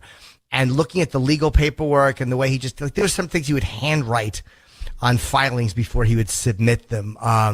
You could tell he was obsessed with litigation and getting things done. So it's not surprising to me that a guy who finds out he has terminal cancer and metastasized cancer wants to exact revenge because he won't be able to have that moment of glory that he's looking for. He's not going to have that moment where everybody's like, we understand, Roy, you're right. And you know what I mean? There's that moment we all want where people go, I've heard you and you're right. Thank you for making me understand it the way you meant it to be under. He, I think, realized he was never going to have that moment and just said, fuck it, I'm going to take out, maybe it was just this one person, or maybe he didn't plan on killing himself. I don't know. Yeah. He wants to go out in a blaze of glory. So he just thinks finally this will be the moment that he's been waiting for. This will be the big, swan song, as it were. Yeah, you wonder if he was on pain meds that fucked up his judgment too. Like, was he on anything that made him go? Because I think he was nuts, crazy. Yeah. But you wonder, like, when you're on heavy medication for pain, if you have terminal cancer, does it just change everything?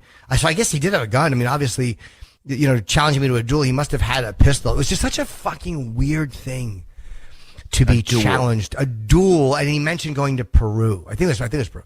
Going to another country. It was just such a weird specific. Like he'd done the research. Where can we duel? Where can people duel? Bizarre. And you knew there was real underlying anger. It might have been Anthony. I don't remember how we found out that he had a Russian bride who fucked him over. But it was after he called back. We got rid of him. He had another call. We were making fun of him. And he wound up calling back. And that was how it got really nasty at the end. Or funny. I mean, we were really teasing him. Yeah. But I wanted to have him back on. I think he wanted to come in studio. And I think our boss said no. Thank God he didn't. Nah, you know what? In that moment, I didn't think he would. A part of me always wished he had, because it might have gotten settled there. Like, we had a knack when people were in studio. It might have gotten ugly and horrendous, or it might have been where we just had fun with. You never know how that would have went. It might have gone where we just made fun of him, or you don't know. Yeah, you don't know. But it might have gone terribly wrong, and he might have just sued me worse. So who knows? Yeah. You really do never know. Sometimes it goes really great. Remember we had Whoopi went really great. But I was going to say, remember we had the kid in who was like suing, I think it was the New York Giants, and he brought his lawyer in. His lawyer was like maybe one of my favorite characters, and he only did, I think he was on like twice on the old Opie and Anthony show. Yeah, what's your name? What do you do, character? What do you do for a living, character? He was just incredible. I could have listened to that guy all day, every day. He was one of my favorite people. Yeah. What do you do for a living, character? Yeah, what do you do for a living, character? What's your name, character? Like, can you imagine being in a courtroom against a guy like that? He was the best. He finally stopped because he got shit from his firm or whatever calling it. We loved that guy. We loved him. Yeah, what do you do for a living, character? He was great. That guy was great. Yeah. I see guys like that, and I'm like, man, being a lawyer seems fun. If you don't have to do all the paperwork and all the reading and know all the laws, and you just get to do the arguing part, it seems fun. Everything else seems miserable, but that arguing part seems like it's a blast. What do you do for a living, character? What do you do for a living, character? What's your name, character? It's great. Well, yeah, I was very surprised. I texted you yesterday because I was very surprised to hear that name again and to watch it come up, and then to see your name in the article that was talking about everything that was going on. I was like, man, you just never know what's going to follow you. Such a weird thing. It's all part of the public record. It's nothing that was secretive. It was just right. And I didn't talk about him for years, not because I was afraid I was going to say anything that was, oh no, I might say something fucked up. But when a guy is coming after you, you don't want to give them one more thing just to. It's almost like in an argument. When the argument's done, anything you say, the person can just write down and say, "Oh, they said this." So that was why I didn't. If that happened at this point in my life, I would have pursued the legal fees. Whether or not I would have gotten them, I don't know. But I would have pursued. Yeah, I wouldn't have walked away in the way I did. I would have pursued having him sanctioned, and whether or not I would have won, I don't know. But I was never prohibited. I was never prohibited from speaking about him. I just chose not to because I didn't want to give him new fodder.